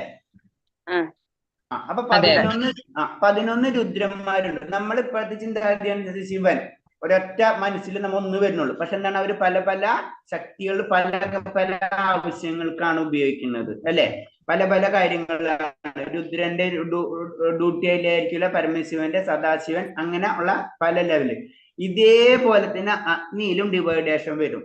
അപ്പൊ ഒരു അഗ്നിയുടെ ഡ്യൂട്ടി നമ്മൾ ജനറൽ ആയിട്ട് പറയണം. ഒരു അഗ്നി എന്ന് പറയുമ്പോൾ അത് ദഹനാഗ്നിയാണ്. ആ ദഹനാഗ്നിയാണ് നമ്മളെ ശരീരത്തിനുള്ളിലുള്ള ആഹാരങ്ങളെ ദഹിപ്പിച്ചിട്ട് നമുക്ക് ഊർജം തരുന്നത്. പക്ഷെ ഈ അഗ്നി തന്നെയാണ്, ഈ ദഹനാഗ്നി അല്ല, അഗ്നി എന്ന് പറയുമ്പോൾ അതിനെ കൂടുതൽ ഡീറ്റെയിൽ ആയിട്ട് നമ്മൾ പോയിട്ടില്ല. അപ്പൊ ആ അഗ്നിയാണ് നമ്മളെ ശരീരം നിർമ്മിക്കാനും ആവശ്യമാണ്. നമ്മളെ നിർമ്മിക്കുമ്പോൾ നമ്മൾ സിമ്പിൾ ആയിട്ട് ചോദിക്കാനാണ് ആകാശം പറഞ്ഞു. ഈ ആകാശം നമ്മുടെ ശരീരത്തിൽ അവിടെ കാണാൻ പറ്റും നമുക്ക്. ആകാശം കൊണ്ട് നിർമ്മിക്കുന്നു എന്ന് പറയുന്നത് അല്ലെ. ആകാശം പഞ്ചഭൂത നിർമ്മിതമാണ്. ഇപ്പൊ നമുക്ക് സാധാരണ രീതിയിൽ വെള്ളമൊക്കെ വെള്ളം നമ്മളെ ശരീരത്തിലുണ്ട്, ഭൂമിയുണ്ട്, കല്ലും മണ്ണൊക്കെ ഉണ്ടാവും, നമുക്കറിയാം. അപ്പൊ ഈ ആകാശം എവിടെ? അഗ്നി കൊണ്ട് അങ്ങനെ ശരീരം നമുക്ക് നിർമ്മിക്കാൻ പറ്റാം? അഗ്നിയൊക്കെ കരിച്ചു കളയണല്ല, പിന്നെ അഗ്നി കൊണ്ട് അങ്ങനെ? ഇതൊക്കെ ഇനി യുക്തിവാദികൾ ചോദിക്കാം അല്ലെ. സാധാരണ രീതിയിൽ ചോദ്യം കറക്റ്റ് ആണ്. അഗ്നി എവിടെ എത്തിക്കഴിഞ്ഞാൽ കത്തിച്ചളയും. അപ്പൊ ഭൂമിയും അഗ്നിയും കൂടെ എങ്ങനെയാണ് മിക്സ് ആവുക? അത് വെച്ചിട്ട് എങ്ങനെ ശരീരം ഉണ്ടാവുക? മനസ്സിലാവണില്ലേ ചോദ്യങ്ങള്? ഇതൊക്കെയാണ് നമ്മൾ പഠിക്കേണ്ടത്. ഹരേ കൃഷ്ണ. അല്ല, ആകാശം ഇതിനെല്ലാം ഇതിനപ്പുറമായിട്ടുള്ള ഒരു ഉദാത്തമായ ഒരു ആസ്പെക്ട് ആണല്ലോ ആകാശം എന്ന് പറയുമ്പോൾ. ഇപ്പൊ ഞാൻ നേരത്തെ ഒരു ക്ലാസ്സിൽ പറഞ്ഞല്ലോ, ഇത് ഒരു സ്പേസ് ആണെന്നുള്ളത്, അല്ലാതെ നമ്മൾ ഈ കാണുന്ന ആകാശമല്ല എന്നുള്ളത്. അതെ. അപ്പൊ ആ സ്പേസ് എങ്ങനെയാണ് നമ്മളെ ശരീരം നിർമ്മിക്കുന്നതിന്, എങ്ങനെയാണ് ഈ ശരീരം നിർമ്മിക്കുന്നത്? നമ്മൾ ഭൗതികമായിട്ട് ചിന്തിക്കുമ്പോൾ എന്താണ്, ഇപ്പൊ നമുക്ക് പറയാ എന്ത് പറയാ അതിന്, ഇപ്പൊ ഒരു മൊബൈലിന്റെ പെട്ടെന്ന് മനസ്സിലായി. മൊബൈൽ ഉണ്ടാക്കുമ്പോ അതില് കുറെ ഫിസിക്കലായിട്ട് ഇരുമ്പുണ്ട്, സ്വർണ്ണം ഉണ്ടാവും, അങ്ങനെ പല മെറ്റീരിയൽസ് ഉണ്ടാവും അല്ലെ? അതുകൊണ്ടാണ് നിർമ്മിക്കുന്നത്. അപ്പൊ നമുക്ക് മനസ്സിലായി പ്ലാസ്റ്റിക് ഉണ്ട് അതില്. അപ്പൊ ഒരു പദാർത്ഥം, പിന്നെ ഒരു പദാർത്ഥം ഇരുമ്പുണ്ട്, ഒരു പദാർത്ഥം, പിന്നെ ഒരു പദാർത്ഥം ചിലപ്പോൾ കോപ്പർ ഉണ്ടാവും, ഒരു പദാർത്ഥം, അങ്ങനെ 5-10 പദാർത്ഥം കൂടിയിട്ടാണ് ഒരു വസ്തു ഉണ്ടാക്കുന്നത്. ഓക്കെ. അതേപോലെ തന്നെ പറഞ്ഞാണ് നമ്മുടെ ശരീരം എന്ന് പറഞ്ഞത് ഭൗതിക പ്രപഞ്ചം പഞ്ചഭൂതമാണ്. അപ്പൊ പഞ്ചഭൂതം എന്തൊക്കെയാണ്? അഗ്നി, വായു, ജലം. വായു ഉണ്ട്. അപ്പൊ വായു കൊണ്ട് എങ്ങനെ ശരീരം നിർമ്മിക്കുക? വായു കൊണ്ട് എങ്ങനെ ശരീരം നിർമ്മിക്കുക? മനസ്സിലേ? ശരീരത്തിൽ വായു ഉണ്ട്, അതൊക്കെ ഓക്കെ. പക്ഷെ പറയുന്നത് അങ്ങനെയല്ല. പഞ്ചഭൂത നിർമ്മിതമാണെന്ന് പറയുന്നത്, മനസ്സിലായ? നിർമ്മിച്ചത് അതുകൊണ്ടാണെന്ന് പറയുന്നത്. അപ്പൊ അതിന് പറഞ്ഞു ആകാശമുണ്ട്, അഗ്നി ഉണ്ട്. അഗ്നി കൊണ്ട് നമ്മളെ ശരീരം അങ്ങനെ നിർമ്മിക്കാൻ പറ്റുക? അഗ്നി ഉണ്ട് ശരീരത്തിനുള്ളില്. അപ്പൊ അത് കുറച്ചും കൂടെ ലെവലിന് എനിക്ക് അത്ര അതിനെപ്പറ്റി പറയാനുള്ള അറിവില്ല, ഉള്ള കാര്യം പറയാം. അപ്പൊ അത് നിങ്ങൾക്ക് ഹോംവർക്കായിട്ട് കിട്ടണം. നിങ്ങൾ ആരെങ്കിലും ഈ കൺസെപ്റ്റ് മനസ്സിലാക്കി ശ്രമിച്ചിട്ട് അത് ഏതെങ്കിലും ക്ലാസ്സിൽ പറയാൻ ശ്രമിക്കാം. ഓക്കെ? ശരിക്കും അതിന്റെ കൺസെപ്റ്റ് കുറച്ചും കൂടെ വലിയ വലിയ വ്യക്തികളോട് ചോദിക്കേണ്ടി വരും. ഞാനിപ്പോ നിങ്ങൾ ചോദിച്ച ആ ഒരു ഇതിക്ക് വന്നാലും ഞാൻ ചോദിക്കാം. ആരെങ്കിലും കിട്ടണമെങ്കിൽ ഞാൻ ഷെയർ ചെയ്ത് തരാം. എനിക്കിപ്പോ പറഞ്ഞപ്പോഴാണ് ആ പോയിന്റ് അതെന്ന് പറഞ്ഞ് നമ്മൾ ഡിസ്കസ് ചെയ്യണമെന്ന് പറഞ്ഞത്. നമ്മൾ ഡിസ്കസ് ചെയ്യുമ്പോൾ ചില പോയിന്റ്സുകൾ ആ സമയത്തായിരിക്കും നമ്മുടെ മെമ്മറിയിൽ വരാം. ഓക്കെ മാതാജി? ഹരേ കൃഷ്ണ. ഹരേ കൃഷ്ണ പ്രഭുജി. ഹരേ കൃഷ്ണ. ഹരേ കൃഷ്ണ. ഹരേ കൃഷ്ണ. വേറെ എന്തെങ്കിലും പോയിന്റ്സ് പറയാനുണ്ടെങ്കിൽ? ഹരേ കൃഷ്ണ പ്രഭുജി. ഹരേ കൃഷ്ണ. പ്രഭുജി, നമ്മൾ വായിച്ച് മനസ്സിലാക്കിയത് 14 ലോകങ്ങൾ ഉണ്ട് എന്നുള്ളതാണല്ലോ. അതെ അതെ അതെ.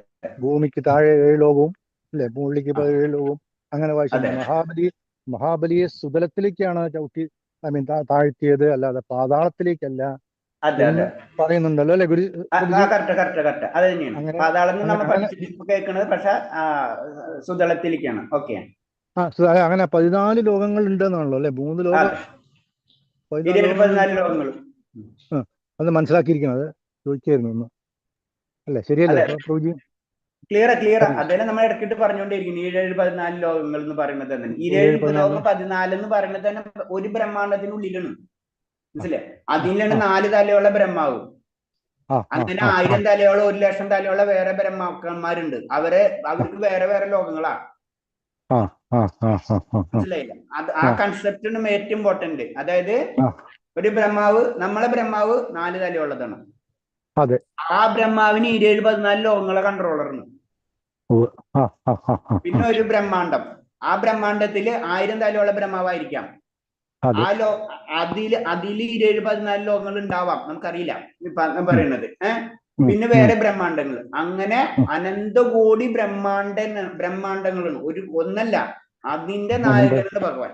അതിന് ആ കൺസെപ്റ്റാണ് മനസ്സിലാക്കേണ്ടത്. ഇത് തന്നെ വരുന്നത് ഭഗവാൻ കാരണോദായസി വിഷ്ണുവിൽ നിന്നാണ് ഈ ബ്രഹ്മാണ്ടങ്ങൾ വരുന്നത്, ഭഗവാനിൽ നിന്നല്ല. കാരണോദായസി വിഷ്ണു, ഭഗവാന്റെ അവതാരമായ കാരണോദായസി വിഷ്ണുവിൽ നിന്ന് ബ്രഹ്മാണ്ടങ്ങൾ വരുന്നത്. അത് തന്നെ ആ കാരണോദായസായ വിഷ്ണുവിന്റെ ഒരു ശ്വാസത്തിൽ നിന്നാണ് ഈ ബ്രഹ്മാണ്ടങ്ങള് സൃഷ്ടിക്കപ്പെടുന്നത്. അതായത് ഒരു ശ്വാസം എടുക്കുമ്പോ ഈ അനന്തകോടി ബ്രഹ്മാണ്ടങ്ങൾ വരും, ശ്വാസം വലിക്കുമ്പോ ബ്രഹ്മാണ്ടം നശിച്ചു. അതാണ് ഒരു ബ്രഹ്മാവിന്റെ ആയുസ് എന്ന് പറയുന്നത്. അപ്പൊ ആ വലിപ്പം നമ്മളൊന്ന് മനസ്സിലാക്കിയാൽ മതി. നമ്മളെവിടെ, ഭഗവാൻ എവിടെ എന്നൊന്ന് മനസ്സിലാക്കേണ്ട ഒരു പോയിന്റ് ആണ് അത്. ഹരേ കൃഷ്ണ. ഹരേ കൃഷ്ണ പ്രഭു. ഹരേ കൃഷ്ണ. ഹരേ കൃഷ്ണ. വേറെ എന്തെങ്കിലും പോയിന്റ്സ് ഉണ്ടോ? ഓക്കെ, നമുക്ക് നിർത്താം. ഞാൻ ഈ പോയിന്റ് നിങ്ങളും കൂടെ ഒന്ന് ചിന്തിക്കും. ഞാൻ ഇപ്പൊ പഞ്ചഭൂത നിർമ്മിതം എന്ന് പറയുമ്പോ നമുക്ക് ആദ്യം അത് നമ്മൾ ഉള്ളിലേക്ക് കയറുമ്പോൾ നിഗൂഢമാണ് എന്ന് പറയുന്നുണ്ടല്ലോ. ആത്മീയ ശാസ്ത്രം നിഗൂഢമാണ്. അത് നമ്മൾ എത്ര ഉള്ളിലേക്ക് പോണ് അത്രയും അത് നിഗൂഢമായിക്കൊണ്ടിരിക്കും. അതാണ് അതിന്റെ പ്രത്യേകത. ഹരേ കൃഷ്ണ. അപ്പൊ നിങ്ങളൊന്ന് നോക്ക്, അതൊന്ന് ഡീറ്റെയിൽ ആയിട്ട് ആരെങ്കിലും പറയാൻ പറ്റണെങ്കിൽ ഒന്ന് പറഞ്ഞു തരാം. ഓക്കെ. ബാഞ്ച കൽപ്പരൂപേച്ച കൃപാ സിന്ധ്യാവച്ച പതിനാം പാവനേഭ്യ വൈഷ്ണവേഭ്യ നമോ അനന്തകോടി വൈഷ്ണവഭക്തക്ക് ജയ് പ്രഭാതിക്ക് ജയ് ഗുരുദേവ്ക്ക് ജയ്. ഹരേ കൃഷ്ണ. എല്ലാവർക്കും പ്രണാമം. തിരുനാളെ കാണാം. ഹരേ കൃഷ്ണ ഹരേ കൃഷ്ണ. ദണ്ഡവത് പ്രണാമം പ്രഭുജി. ഹരേ കൃഷ്ണ ഹരേ കൃഷ്ണ ഹരേ ഹരേ കൃഷ്ണ. കൃഷ്ണ. ഹരേ കൃഷ്ണ ഹരേ കൃഷ്ണ.